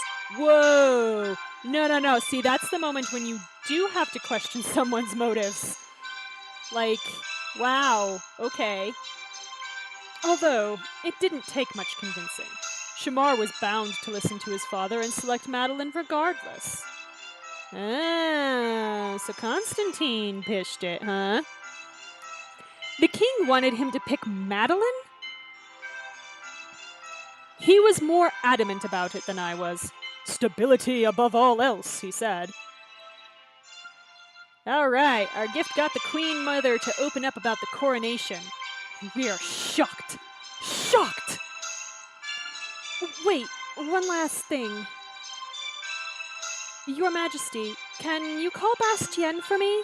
So we can say, saw someone suspicious outside, have a message for Shamar, or brought a pastry for him too. Well, it sounds like it's somewhat known that we'll probably be going to see Shamar anyway, so I saw someone suspicious outside. And you're just mentioning this now? What did you see?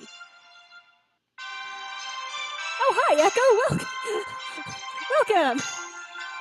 There was a man wearing all black circling the opera house, and a car with tinted windows across the street.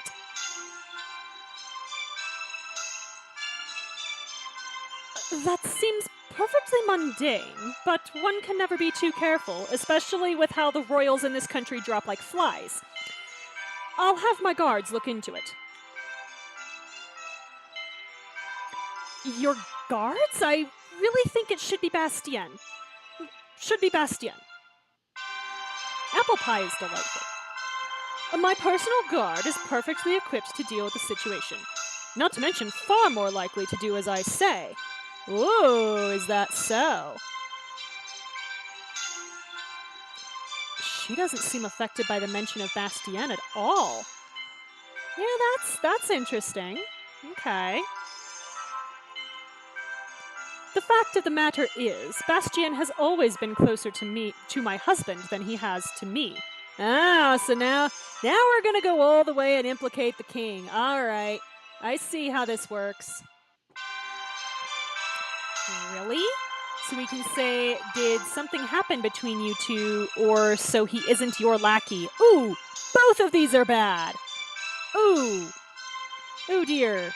No, I don't like either of these options. Neither of these options are good. But I guess we'll go with, did something happen between you two? That seems less awful. She takes a moment to choose her words, smoothing her skirt while she thinks. Oh yeah, pineapple upside down cake I know is a thing. I don't know about, like, just straight old pineapple cake, but yeah, pineapple upside down cake, yeah. He was very loyal to Shamar's late mother, although he's been respectful to me since Constantine and I married. I don't believe I measure up to my predecessor in his eyes. Okay.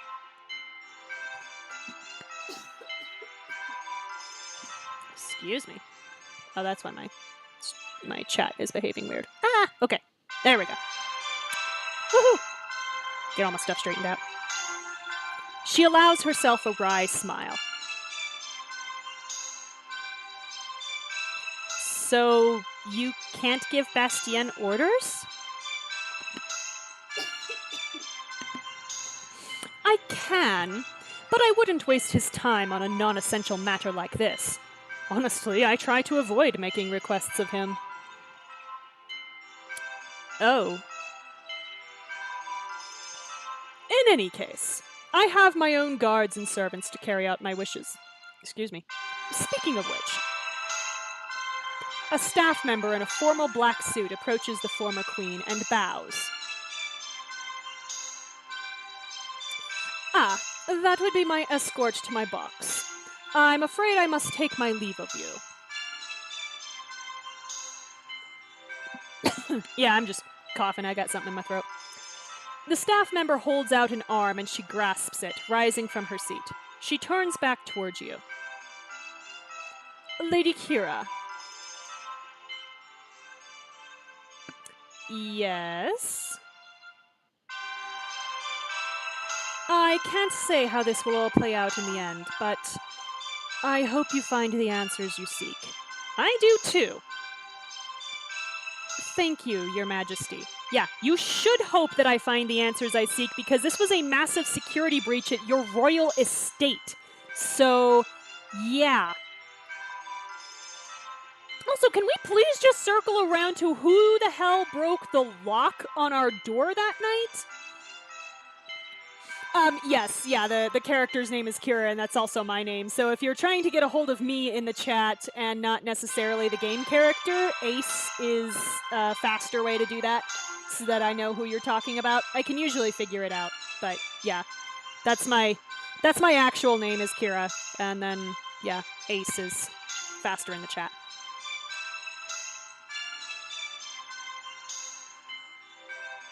She heads up one set of stairs toward a wing of private boxes.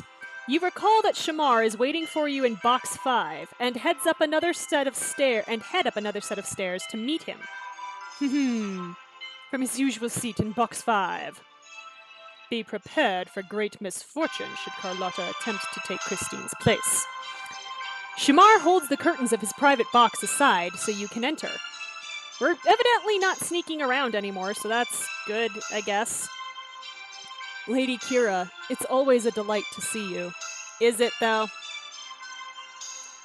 I'm not so sure about that. I have some bad news. Your father may have sabotaged me. He studies your face intently, his smile fading.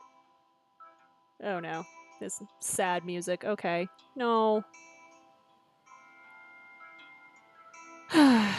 What happened? Did you speak to Regina? Yes, she wasn't the one who hired Bastien. You're sure? Yeah, pretty sure. She isn't particularly close to him. She would have used her own guards to carry out her orders. There's only one other person Bastien would answer to, Shamar. Your father. Shamar stares at you, shock, anger, and confusion mingling on his face.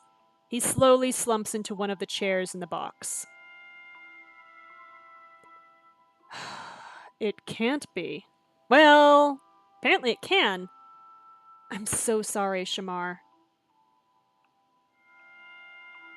Why would he do something like this? I don't know. Regina did just use the word stability overall. Honestly, we can say, I don't know why and I don't care, which is a little dismissive. He must really hate me. I don't think he hated us, really. Or maybe he thought I was a threat to you. I'm gonna go with that one. Maybe he thought I was a threat to you. You a threat? You've been my rock throughout all of this. Yeah, I'm also the strange foreign girl who no one knows, who swooped in and got into your closest confidence inside of like a week. So, yeah, that's actually pretty threatening behavior. It's a wonder that they didn't deport me earlier than they tried to. From the first day I met you, you've been an inspiration. My father should have been able to see that. Yeah, about that. Apparently, he's not the man I thought he was. Parents are funny like that. They tend not to be the people that we think they are. So, what should we do? We need to speak to him alone. To tell him what you know and find out what his plans are.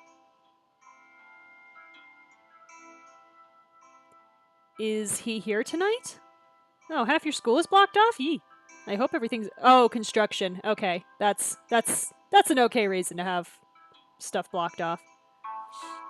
No, unfortunately not. He might not be king anymore, but he still has social and political obligations that keep him busy. We might have to bide our time for a little while, but as soon as we get any chance to confront him in private, we'll take it. Shamar nods. He slowly rises to look out over the edge of the box, taking in the audience below.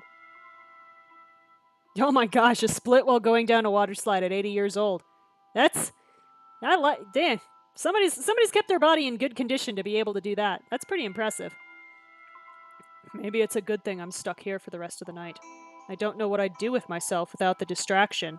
Don't you? Oh, slip and slide? Well, that's still pretty impressive. Shamar, we can say, are you going to be okay? Or, I'm worried. Do we be a good person and keep the focus on him, or do we, acknowledge that we're in some sort of trouble? I guess we can continue trying to be a decent person. Are you going to be okay? Your dad might have betrayed you? It's awesome. He opens his mouth, then hesitates. I have so many questions for my father, but Kira, all that matters to me is that you're safe. We're one step closer to unraveling this scheme against you. Okay. Are you sure? Yeah, we're only 11 chapters in. We've got plenty of time for plot twists here, Shamar. I am. And I know that it will be easier for both of us once we have some answers. We got a whole other book yet here, my friend. This could take a while. The opera house lights flicker off and on.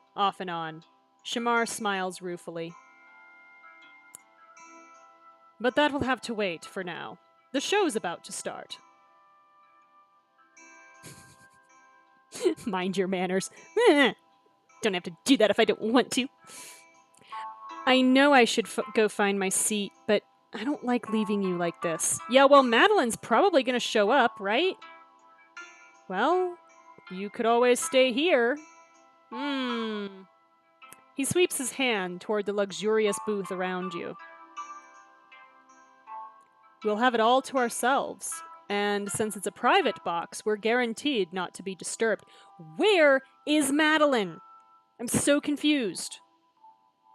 Madeline isn't coming? She is indisposed tonight. There was an issue with our travel arrangements, and she insisted on taking care of it herself. Oh, is she uncoupling our car? Because she probably is. Well, I would hate to leave you here all alone. If this particular arc of us being in Paris does not end with me having a fight on a bridge with a reanimated corpse that I can only kill by destroying his reliquary, there is no justice in this world.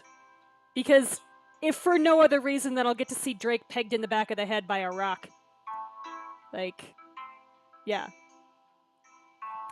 Indeed. I don't know quite what I would do with myself.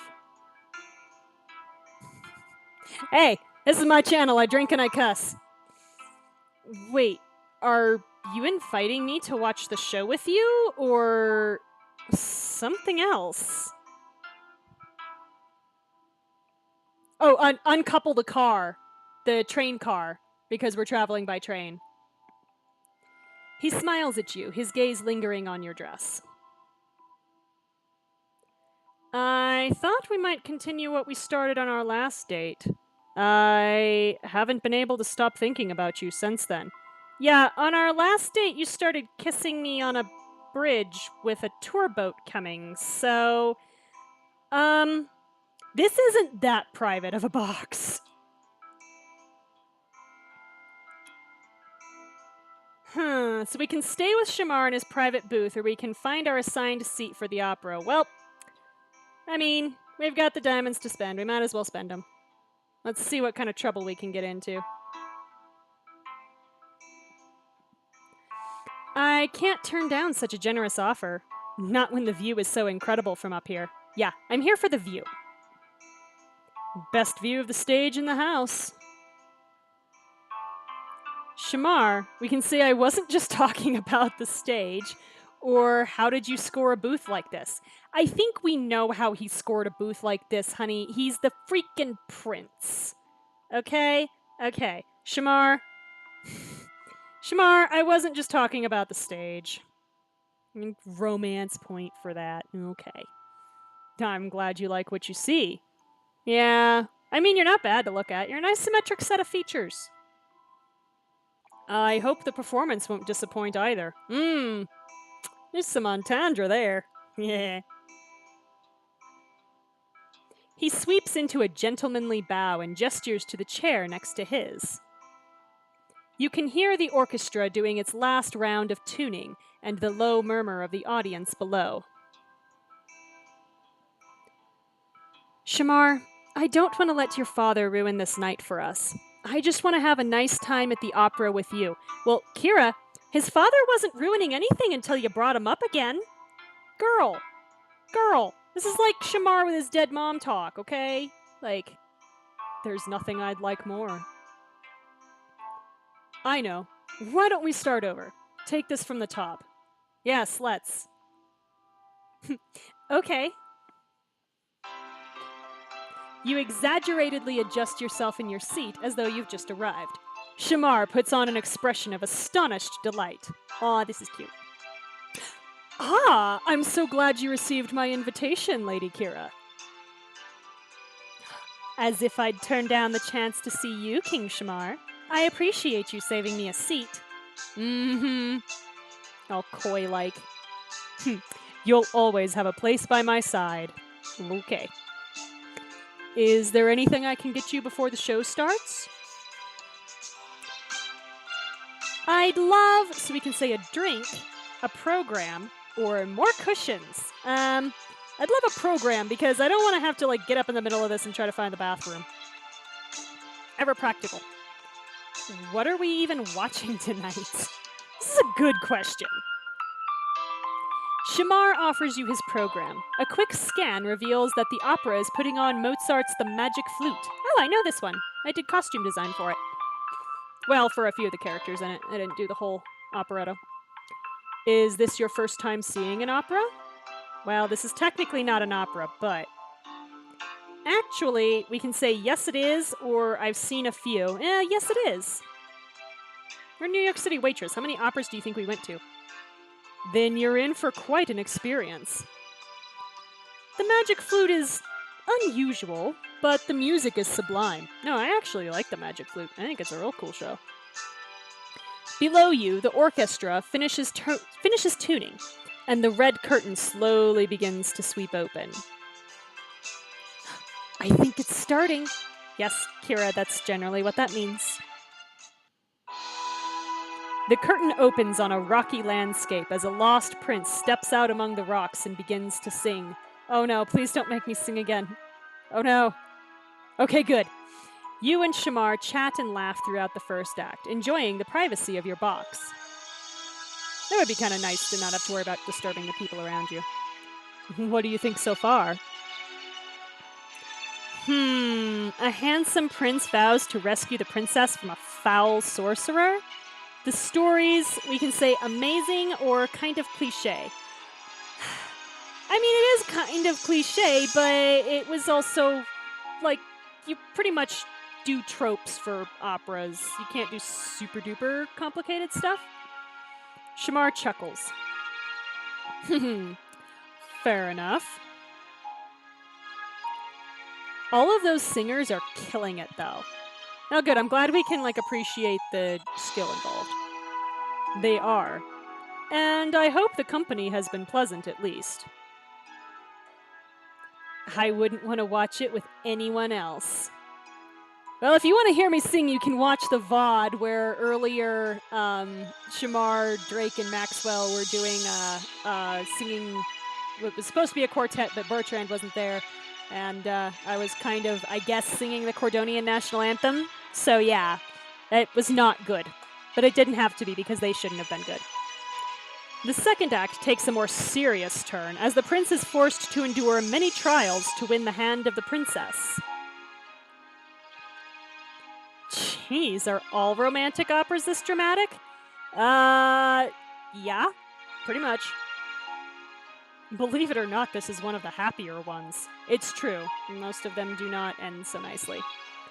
Most of the famous love stories in opera end in tragedy, because it's more fun to sing, I guess. I don't know. That, we can say, seems appropriate or seems unnecessarily depressing. Yeah, technically it's not a romance without a happily ever after, or at least a happy for now ending, so yeah, that, I'm gonna say seems unnecessarily depressing. I can find enough tragic love stories in real life. Yes, it is on my the VOD for tonight will be up on YouTube tomorrow, or it'll be on Twitch immediately after the game ends. But yeah, it'll be up on YouTube tomorrow. Oh, thank you! Shamar smiles sadly at you, nodding. Please tell me this isn't one of the ones where everyone dies at the end. Calm down, Kira, it's not. Everyone's happy. No final death scenes, I promise. Oh, well, that's a relief. You know, I haven't been to this opera house in a while. Really? It's in another country, Kira. How often do you think he gets up here? Really? It's been, 2 or 3 years? If someone had told me back then that the next time I sat in this booth, I'd be sitting next to the woman of my dreams. I mean, it's cute, but I have problems with this setup. I never would have believed them. A lot has changed since then, for both of us. Shamar's expression sobers slightly. Yeah, I abandoned my life in New York to come here. I know it hasn't been easy, Kira. Yeah, I assume, like I said, that I don't have any friends or family back home because apparently I'm never going to see them again. I just hope that in the end, the good parts are enough to make the hardships worth it for you. You want to make the most tragic and messed up love story in my life since you like writing. See, I've written pretty tragic love stories. Not everybody dies in the end, but, you know, like, it wasn't explicitly a romance, and that's good because it did not have a happily ever after ending, not the first book. But, then I kind of accidentally wrote a romance a couple years ago, and it snowballed, and now I write some romance, and some of it's on Twitter. So, yeah. There'll be some on Wattpad as soon as I figure out an actual plot. Shamar, we can say they already are, or we'll have to see. Wow, we'll have to see is kind of awful, so Shamar, they already are. You already are. Shamar needs some work. Like I said, everybody in this game needs some therapy, y'all. I wouldn't trade the time I've spent with you for anything. Yeah, more Maxwell dragged us here, promising riches and fame. Yeah. Even the bad parts? With you personally, there really haven't been bad parts. See, yeah, the parts with you are never bad. Yeah, because, like, he tries to be a nice person. The orchestra briefly intrudes on your conversation, building to a slow crescendo. If that were our story being told up there. Oh dear. Oh no. No, don't make us an opera. I have written you an opera. Please don't. He gestures toward the well-lit stage, where the princess is currently undergoing her own emotional trials. How would you tell it? What sort of ending would you give us? It's supposed to be a romance, Shamar, so there's a contractual obligation to have happily ever after or happy for now. Our story would end with, so we can say, a fairy tale happily ever after, a passionate kiss, or us vanquishing all of our enemies. I don't know. A passionate kiss sounds like kissing might be an option, so take a drink. However, since it's not explicit, the house rule of always kiss the prince is not in effect. So, I kind of want to say us vanquishing all of our enemies, but the last time I said something like that, it escalated very quickly, so a fairy tale happily ever after. Just the two of us riding off into the sunset on a white horse. No, 2 white horses, because it's hard to fit 2 people on 1 horse, really. Huh, that's guaranteed to get an encore. Damn right. Everybody loves a happy ending. It's true. I'm no exception. Because, yeah, like, people are like, oh, Game of Thrones, it's so gritty. Will the lag be better during the video? I know, right? I was really tempted to say vanquishing. Basically, the pace that you're seeing the chat come up on the stream is about what it'll come up on the VOD. Because basically, I'm picking between having high quality video so that you can actually read the words from my phone, or having near real time interaction. So. RKD is very, very into the idea of making them all pay. And I see I am dropping some frames tonight, which is a little unusual, but sometimes I have lag problems, so I'm sorry. No, we're gonna behave ourselves. The last time I said something like vanquish them all, I ended up threatening to behead Olivia. So, no, we're not gonna vanquish people. Okay? Scared. And what about this part of our story? This one? I mean, for the sake of time, I probably wouldn't include the whole opera sequence. He grins at you. Dude, now I kind of want to write an opera that has an opera inside it. I'm sure somebody's done it, but that would entertain me. I guess that's kind of what Phantom of the Opera is, but it's not really an opera. I appreciate your directorial instinct to cut the non-essentials, but what if we reframed this part? The scene where the star-crossed lovers steal a moment alone in the midst of a crisis. Dude, we have that like every other chapter. Calm down. I think I could work that in. He takes your hand and presses a gentle kiss to it.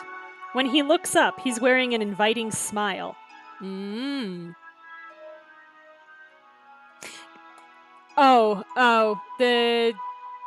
The screen.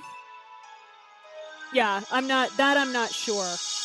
It's always been fairly similar to the stream when I've kind of scrolled through the VODs, but I don't turn around and watch them myself unless I'm looking for screenshots. Then tell me, Kira, what happens next? Oh dear. Yeah, operaception.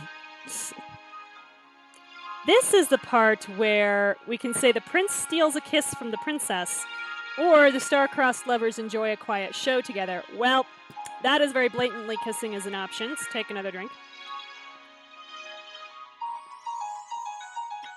And now, despite the problems that I have with the current setup of Shamar and Kira's relationship, because this is not a good setup, this is not a healthy setup, Madeline is clearly not okay with what's going on, even though she's the one who suggested it in the first place. Starting to think it wasn't actually Madeline's idea. The prince steals a kiss from the princess. There's my romance point. I would never steal anything from you. Oh, oh, that's actually a good line, though. That's a that's a good line. I like that line. But a kiss freely given. Shamar leans across the gap between your chairs, snaring you in a gentle kiss. You don't snare someone in a gentle kiss. You lean in deeper and nearly slide off your chair. Bink! Yep, that'd be me. I'm guessing these things don't recline. No, Kira, they do not. Regrettably, no. Also, we are in public. I don't care if we're in a private box, we're in public. But I have a better idea. Oh dear. Oh, what did I get myself into? Oh, with the dramatic music and everything. Shamar stands up and holds out a hand to you. When he takes it, he pulls you to your feet, then into a close embrace. His lips find yours in another kiss. When you finally pull back, breathless, he brushes a lock of hair out of your face. His smile is barely visible in the dim light. I don't want anything standing between us. Oh, is that why we're standing up, so that nothing is standing between us? Yeah. Certainly not a couple of chairs. You laugh, enjoying the weight and warmth of his arms around you. When you said you wanted to stay, I was hoping, well, for something like this. Yeah, it's pretty apparent you're allosexual, Shamar. You mean you weren't just inviting me to watch the opera? I was, and I've enjoyed it, especially getting to watch it with you. Yeah, no smexy time in public if I can help it. Choices does have an odd proclivity toward outdoor shenanigans, but I've noticed. All the books I've played, I've been like, wait a second, a lot of this is happening outside. What's wrong with a bed, people?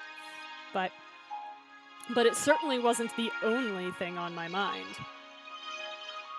Oh, really? What else was there? He leans close to you, pressing a kiss to your cheek as he whispers in your ear. That depends on what you want. Okay. We have at least an hour left in here, completely undisturbed. Whoa, dude! Are we... what? Tea for teen! So you're suggesting that I'm all yours, Kira. Whatever you want from me. I want cuddles, okay? That's what I want. Shamar, we can say, just kiss me, or I want you. Alright, kissing's an option, take a drink, and my house rule saves me again. House rule being that you always kiss the prince unless you're pissed at him. Which I was once. So, Shamar, just kiss me. Ah, okay, good. Sensual attraction and sexual attraction are not necessarily linked. Thank you. Thank you for coming to my asexually romantic TED Talk. Okay. Gladly. You... I want you all to hold in your memories the image of Shamar's avatar while I read this. You tangle your hands in his hair as he kisses you, wrapping his arms around your waist. We had to work at that with a basically shaved head. Yeah, then the prince asks for, a handy at the opera. I had one in the kitchen and someone walked in. They were like, I know food was made with love, but I didn't think they meant this. I mean, yeah, no.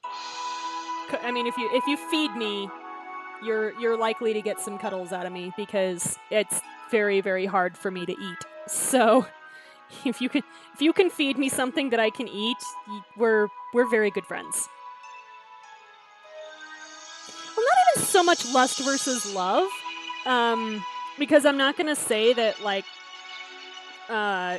sex isn't a valid expression of love for people who are allosexual. But more like just sexual versus sensual, because there is this like huge attitude that kissing always has to lead to sex eventually. Like, even if it's not right that second, if you kiss someone, that means you want to have sex with them, and it's like, no. Kind of the same thing with cuddling. Cuddling's gonna lead to kissing, and then kissing's gonna lead to sex, and no. There are some people that I legitimately just look at and think he would give me nice hugs. Okay? Chris Hemsworth is one of these people. I would not want him, like, naked. Okay? But I would want him on my couch in the winter so that I can snuggle him, because he looks incredibly warm, and he actually looks like he would enjoy giving hugs. So yeah. Chris Hemsworth, if you're out there, just, like, I'll ask first. Okay? I will. I promise. I'm not that person. Actually, I probably won't even ask because I'm too shy, so I'll probably just stand there. But please know that I think you look like you give wonderful hugs. Okay? Yeah. He traces kisses along the curve of your jaw, trailing more down the side of your neck to linger, teasingly, just above the hem of your dress. Whoa! The hem of your dress. That traveled fast. I think they mean the collar, the neckline. Somebody didn't proofread this very well. At least I told him kissing. I didn't realize I had to be specific as to what you were gonna kiss. Your breath catches, and he tilts his head back up to meet your lips once more. I really think they meant the collar. Yeah. Okay. Once you've both caught your breath, he leans his forehead gently against yours. There's nowhere I'd rather be than right here in this moment with you. Aww. No plots or scandals, just two people in love sharing the night together. Yeah, that's the trouble with being royalty, though. There's plots and scandals pretty much all the time. Do we really want to marry into this? After everything that's happened today, this has been perfect. Everything that's happened today, yeah, we ate pastries with Hannah and then confronted the queen. So we shared a kiss with the prince at the opera. You settle back in your seats for the last few scenes of the opera, sneaking a few more kisses from each other in between arias.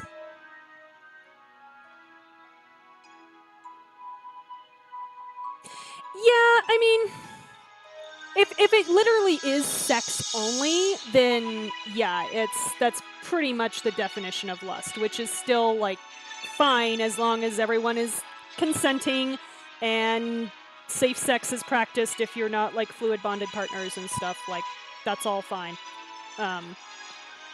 But yeah, sex gets used as an expression of that love, which is perfectly valid. Society in general puts too much weight on it, and puts a lot of people under a lot of pressure, not just asexuals, but just a lot of people under a lot of pressure that they don't need to be under. There's so many reasons someone would not necessarily want to have sex or have a lot of sex, and it's really alienating to feel like you have to in order to have a relationship. And yes, I'm side-eyeing all of those, 10 ways you can improve your relationship with sex articles, because yeah. I mean, you can improve it, I guess, but that implies that you can't have a good relationship without sex, and that is absolutely not true. Yeah, apparently no one ever sees us making out, which just fascinates me that no one has noticed. Arias are hard, pay attention. Yeah. I have never really attempted to sing, but I hear arias, and I go, there is no way that I could do that. Yeah, it's pretty impressive. In what feels like no time at all, the performers come on stage for their final bows to thunderous applause. You join in the applause, as does Shamar, but when you glance over at him, he's smiling at you rather than the performers. You saying I'm a good kisser, Shamar? It's the first time I've ever been applauded for my kissing skills. Aha! Tonight was unforgettable, Kira. I'm glad I got to share my last night in Paris with you. Aww. As the performers exit the stage, the crowd below you begins filtering out of the theater. Shamar holds the curtain at the back of the box open, bowing. After you, my lady. He escorts you out of the box and down to the lobby. Before he rejoins his security detail, he bows and brushes a kiss against the back of your hand. Until I see you again, sleep well, Lady Kira. So you're saying I get to sleep until you see me again? Good, because, like, I really haven't had very much sleep in the last few days. Sleep well, King Shamar. The Opera House atrium is alive with activity. Servers buzz about, holding trays laden with wine and champagne. Oh, dude, how much longer do I have to stay? I just want to go home and sleep. I need to go and find out if Madeline's, like, undoing my train car. You spot Hannah and Maxwell chatting near the base of the stairs and head to join them. Olivia loiters nearby. That was amazing! Okay, Maxwell. I'm feeling so inspired, I'm gonna write a breakdance opera. It'll be my magnum opus. Oh god, I'm surprised you know those words, Maxwell. If anyone can successfully compose and choreograph a breakdance opera, it's Maxwell Beaumont. Well, I mean, we had Hamilton, so anything goes at this point. Thanks, Kira. I believe in you, Maxwell. Am I the only one who found this show highly disappointing? Mozart has always been too subdued for my taste. Yeah, take a drink, Olivia's sneering. Ay. Okay. I much prefer Wagner or Puccini. They really knew how to compose tragic stories of ill-fated couples and bloodshed. Yeah, with your family history, Olivia, you might want to back off on the bloodshed line. That's grim. Hannah's being diplomatic. I would have expected a beheading at least. Okay, then you clearly didn't know what the magic flute was about before you showed up, so who's uncultured now, Olivia? Yeah, with Maxwell as an alarm, who can sleep? Exactly. A beheading definitely would have spiced things up. I'll jot that down. Keep the ideas coming. Please don't behead anybody, Maxwell. At least the venue has charm. Did you know that this building is modeled after an ancient Navrakis castle? Sure it is, Olivia. This doesn't look ancient to me. This looks Baroque. And if it's not Baroque, don't fix it. Wow. We can say I thought it had an evil vibe, which is judgy. Take a drink. Finally making a dent in this drink. Okay. Or the architecture is lovely. No, let's be nice. The architecture is lovely. House Navrakis is known for our striking and impenetrable construction. Okay. It's a very faithful copy, though they left out the fighting pit. Shame. Wink, wink, nudge, nudge. There is a fighting pit in a Navrakis castle in The Crown and the Flame. Ha. Well, a Navrakis held castle, anyway. Ooh, a fighting pit. That could be the backdrop for the big breakdance battle finale. Okay, Maxwell. Well, I loved the show. I wish it could have lasted forever. That last aria was absolutely divine. Ironically, if you ask most people what they think opera sounds like, they actually do tend to refer to an aria by the Queen of the Night from the Magic Flute. Because I know I certainly do. So yeah, it's kind of funny. And it's not even properly an opera. Forever? But aren't you excited for the court to go to Shanghai tomorrow? Oh my god, we have to go all the way from Paris to Shanghai in like a day? Oh, that's going to be exhausting. That's not going to be by train. That's got to be by plane, and that's a long time in a plane. It'd be a long time in a train too, so whatever. Okay, this is going to be fun. We're going halfway around the world. Wait, we're doing what? Oh, right! Bertrand told me to mention that. Maxwell, you have a real problem with passing messages in that you don't. Hey, Kira, we're going to Shanghai tomorrow. Okay, it's gonna be fun. Yeah, the fighting pit, as I recall, in The Crown and the Flame, one of the diamond choices was to jump into the pit. So yeah, I did not, because I was not doing diamond choices at the time. We're actually going to visit my family there. It's a bit last minute, but my father arranged for us to spend some time with him. Oh, good. So yeah, we can confront your father about why they keep you locked up without your phone. Well, yeah, or Carmen too. Yeah, I'm trying to think. There's like, oh God, what's La Donna is La Donna Immobile from Carmen? I think it's from Carmen. I might be wrong. I'm forgetting.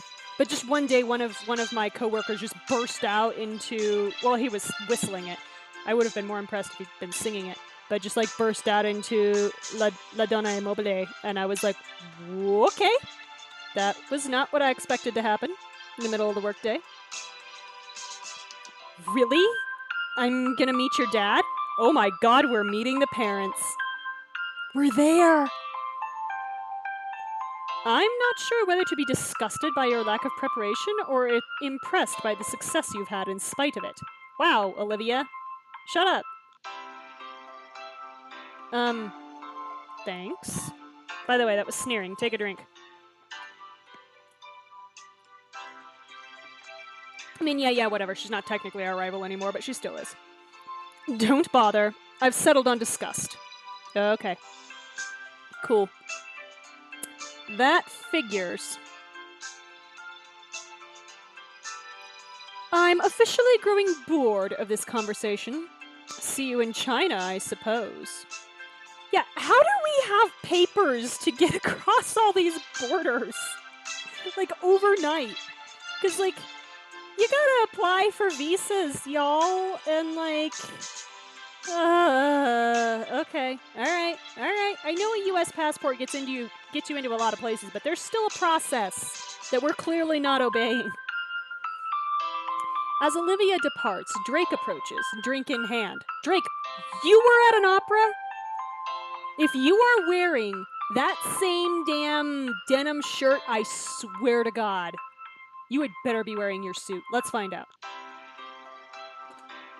Really? Really? Drake, oh my God. Look at where you are. Drake, I know you own a suit. Rigoletto. Okay, thank you. Yeah, I absolutely could not remember where it was from. But yeah, what are you doing here? B, why are you wearing that? You actually have 2 suits. Maxwell gave you another one, or at least loaned you one. So, what are you doing? Put on nice clothes. I know. He's only supposed to get dressed up for us, but no. Drake, I didn't know you were here. Where were you in the audience? I wasn't. There's no way in hell I was gonna sit through that. Okay. So why are you here now? I'm just here for the free drinks. Okay. Drake, sure. None of this is whiskey. I'm still confused. He raises his glass as if making a toast, then takes a sip. Drake, does that mean you were, so we can say, just sitting out there in the limo for the last 3 hours, or waiting for Olivia to leave? Kind of feel like he was waiting for Olivia to leave, honestly. So, does that mean you were waiting for Olivia to leave? Are you scared of her? Okay, that's not the turn I thought this was taking, but okay. Scared of Olivia? She does look like she'll bite your face off. I'm sure if I, thought about it, I would be able to pull habanera from Carmen out of my hat, but I'm not. It's not coming right at the moment. It's okay, you can admit it. This is a circle of safety. Okay, all right. I know I'm scared of Olivia. Maxwell, you are not helping. This is not helpful. I'm not scared of Olivia. I just don't think I need to subject myself to her. I don't need that kind of negativity in my life. Oh my god, that is the only emotionally healthy thing I have ever heard Drake say. Wow. Trust that is not a moment that I expected to come. Drake Manthrax Walker being the voice of emotional reason here and self-care. So you were avoiding her. Okay, don't tease him now. I'm gonna go grab another drink. Ooh, I'll join. Oh god, poor Drake. Yeah, Drake's not happy about this. Maxwell, he's still mad at you. I mean, I'll go write down the plot for my breakdance opera before I forget. Yeah, there you go. There you go, buddy.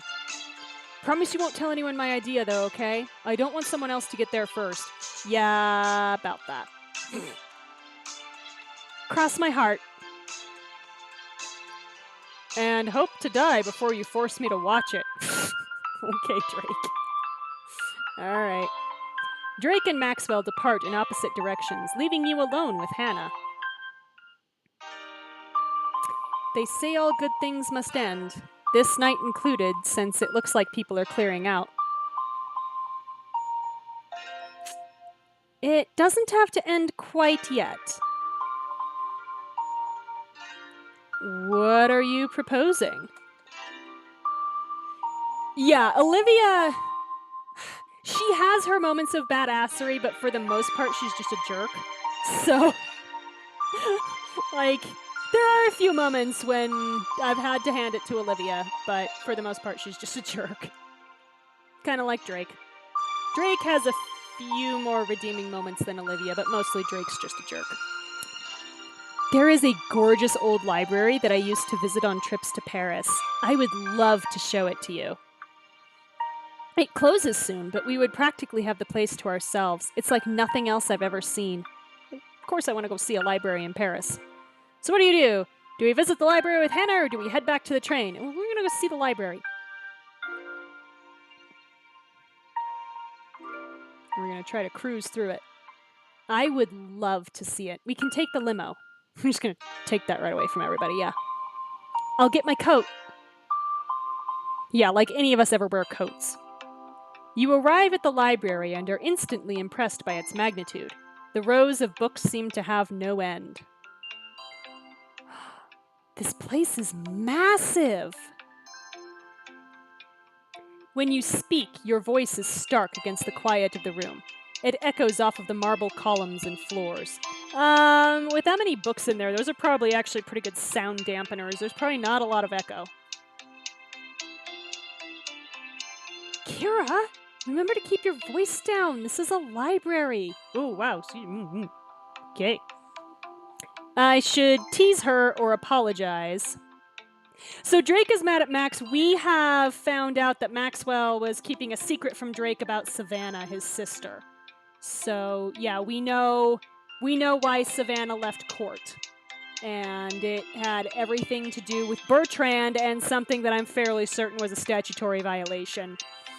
And that plot arc, if it's going where I think it's going, is going to really, really bother me.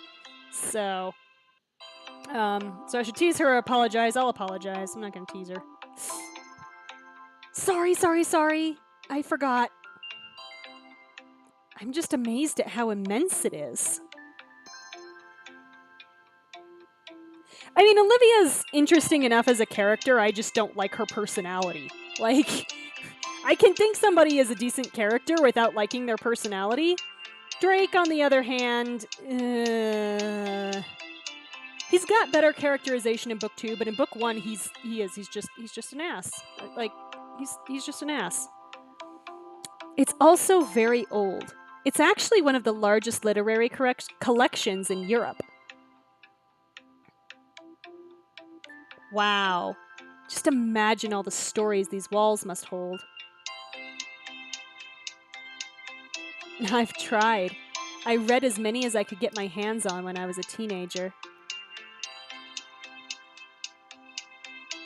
I figured you would be too busy with etiquette lessons and dance recitals. Actually, reading was a part of my classical training. One of the few parts I absolutely fell in love with. Nothing allowed me to escape so effortlessly into lives more exciting than my own. One day I was Anne Shirley gallivanting in the idyllic farms of Nova Scotia. And the next I was Phileas Fogg trying to circumnavigate the globe.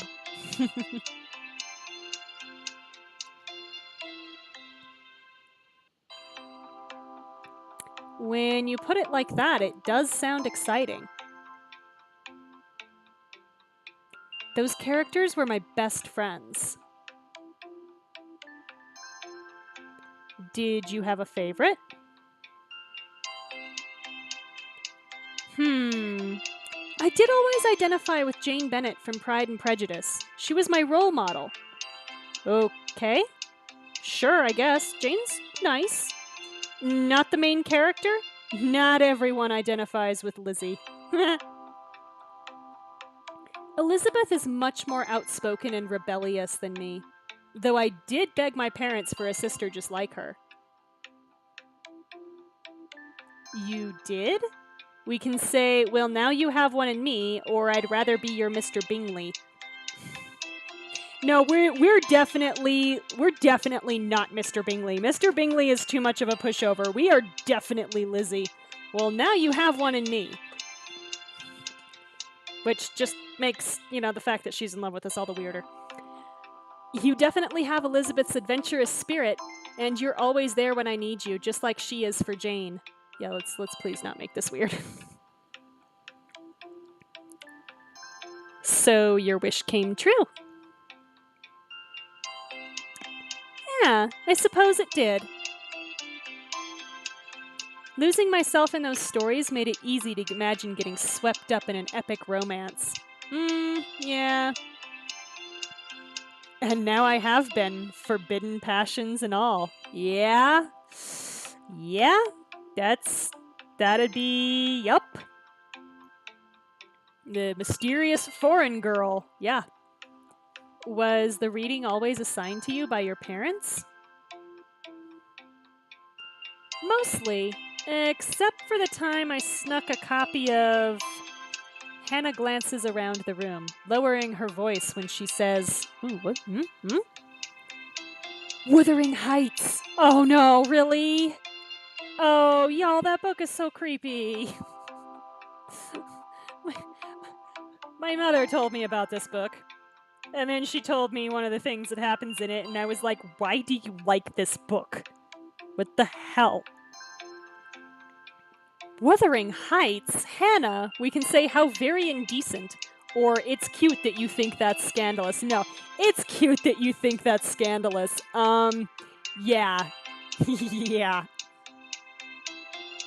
I'll have you know that Wuthering Heights caused quite an outrage in its time. Yeah, what with the corpsifying. Yeah, just wait until you read 50 Shades of Grey. Oh, God. Okay, no. No. 50 Shades doesn't understand BDSM, like, at all. Does not understand healthy relationships, at all. And, honestly, the scenes in it aren't even that good.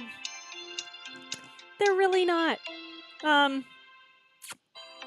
Yeah, my asexual ass can write better than that. I know it can. And I've read plenty more by other authors who have done that much better. So, yeah, if that's what you're hanging your hat on, that 50 Shades is scandalous because of the sex scenes, no. Nope. What about you, Kira? Do you have a favorite book? I imagine I'm not going to be able to pick it from this list. But, okay. If I had to pick, it would be... So we can go with Charlotte's Web, The Crown and the Flame. Man, they are hammering the references home in this, y'all. This is kind of funny. Or Click It... Click It listicles. We're gonna... Do we want to be super meta? I kind of want to be super meta and pick The Crown and the Flame. Except then I feel like I'd be asking all the time, like, why the Navrakis family is a real thing. Yeah, let's go with Charlotte's Web. Let's not be super meta. It's been my favorite ever since I was a kid. Ooh, I love Charlotte's Web. I have a pink pillow I called Wilbur, and I would play Charlotte. Oh, honey, you didn't even have a toy pig? There was even a mouse that lived in my attic that I called Templeton. Oh, this just makes me sad because she didn't have any friends, and all Wilbur wanted was a friend, and yeah. Well, until the housekeepers set a trap for him. Yeah, see, this is sad. Okay. Oh. After that, I just painted whiskers on a rock. No, this is getting sadder. Y'all. Oh, poor Hannah. Something I used to do when I visited a library was leave notes in books for the next people who checked them out. Aw, that's so sweet. What kind of things did you write? I had to read The Pearl by John Steinbeck when I was like 9, I think. It was real young in a book club, and people had not looked at what the content of most of these books were. And like those book club books I read together with my mom, and I don't remember that book.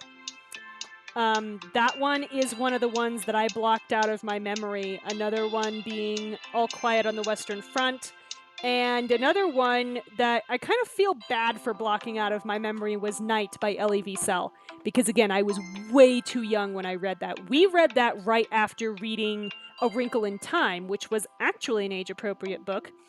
And we all went to book club after reading Night, and they went, so how did you like it? And it's a room of like a bunch of 10-year-olds, and we were just like, because there were illustrations in our edition of Night that they made us buy.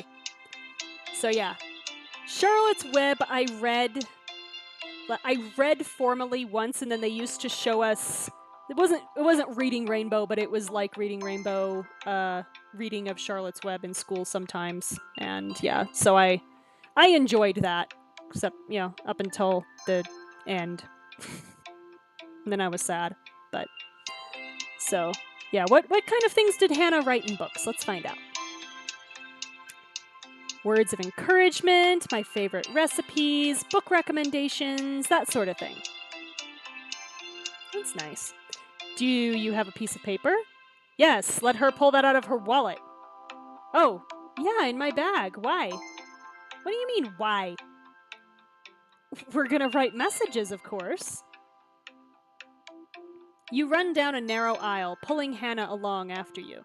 When you stop at the end, you pick a book at random. So it's a book of poems by Emily Dickinson that we're going to take.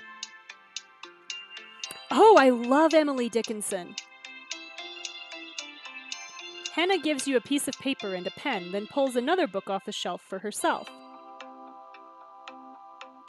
What are you going to write? I'm writing, we can say something inspirational, a spoiler, or a love letter to you. Oh, don't make me cry. Also, let's not be mean and write a spoiler. I'm gonna write something inspirational. Like, you're brave, make the leap. There we go, we're gonna turn all the books into fortune cookies. That's appropriate advice coming from you. Yeah, I guess so. You've shown me that sometimes leaps of faith are worth the risk. Hannah smiles, placing her note between the cover and front page of the book she holds. I should kiss her. Wow, that's an odd spot to drop that. Or read her note. Well, kissing's an option. Take a drink. Oh, so it's just like, yeah, it's just kind of like a really random spot to drop a kiss. So let's just read her note. Be marginally less creepy. You snatch the note out of her hand and take a look. Whoa, hey, so how would we have kissed her then? Would we have even asked, or would we have just, right on her mouth? Like, God, we're having consent issues. hey! So Hannah's note says, leave a little bit of kindness everywhere you go. Aw, that's nice. Yeah, that was the thing that, that my mom, because, like, you know, as my mom is reading this with me, yeah, she was like, I would not have allowed you to read this if I had known what was in it because it was so abusive. So, yeah. Hannah? What? Is it too corny? No, it's not too corny. No, it's just so perfectly you. You hear the crackle of a loudspeaker, then a voice speaking in French. Oh, the library is about to close for the night. I guess we should get going. Alright, so we joined Hannah on a trip to a Parisian library. That was nice, This was nice, Hannah. Thank you for showing me a slice of your upbringing. Wow, that's really formal. If you want to know more about my upbringing, just wait until we get to China. You and Hannah walk back to the limo, which returns you to the train. Before you reach your room, you run into Drake heading in the opposite direction. Hey, Roth. Where are you headed? It's nearly midnight. I don't know, we just got in, so... Yeah, I couldn't sleep after I got back to my room. Thought I might as well have some fun. I have... It's watered down tonight because I had been pre-gaming. But, I have a glass of just a cocktail that I drink. It's nothing super heavy. If I was doing shots, we'd be on the floor with this game. So, apparently Drake thinks he might as well go have some fun. As in, have a drink. I do have other hobbies besides whiskey, you know. Like pool. No, we're taking you to karaoke, Drake. There's a pool room on this train? Why didn't anyone tell me? Huh, as if anyone would want to play on a moving vehicle. Yeah, that's true. I've been frequenting this hotel a few blocks from here, and it has a private game room. It's quiet, it's open late, and no one bothers me. Drake, we can say that must be your idea of paradise. That sounds lonely. Or, I'm surprised you know how to have a good time. Okay, frankly, that's my idea of paradise, but Game Kira is not real life Kira, because Game Kira is allosexual. So...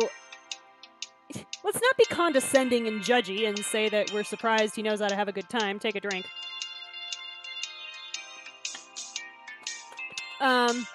So... I don't know, let's make Drake uncomfortable. That sounds lonely. Let's be all emotional. I don't mind that part. Although, to be honest, playing solo gets a little boring after a while. Yeah, it does that. I can imagine. Do you want to come play a game or two? Some competition would make things more interesting. Ooh, I think I'm gonna have to do that in a VOD, because this has been a 3-hour stream, y'all. So yeah, I'll do that, and it'll be canon, but it'll be in a VOD that will get posted tomorrow. Oh, I see. You're looking for a rematch after our last game night. Yeah, where we drank 'em, where we won the drinking game. Maybe. Okay, so not in the stream are we going to join Drake for a private game of pool, but pretty much as soon as this is done, I will record a VOD of just this scene. So right now we're gonna go to sleep, but I know I have another key saved up by now. Not tonight, Drake. I'm really tired. No worries, Roth. You look like you could use a break. I know! Find some place to do karaoke where we're not gonna get, like, you know, spit on by somebody because it's at a dive bar. That's like the only place I know nearby that has karaoke, and I'm not sure I'd go in there, personally. Maybe another time. Yeah, another time, like, as soon as the stream ends. Yeah, you have fun, though. So the achievement here is no stakes. We did not play pool with Drake, but I have a feeling this is gonna, like, turn into strip pool or something, if we're not careful. I will. Hello again! He waves and steps out of the train car. When you reach your room, you fall asleep almost instantly. The next morning, you wake to the sound of knocking on your door. Take a drink.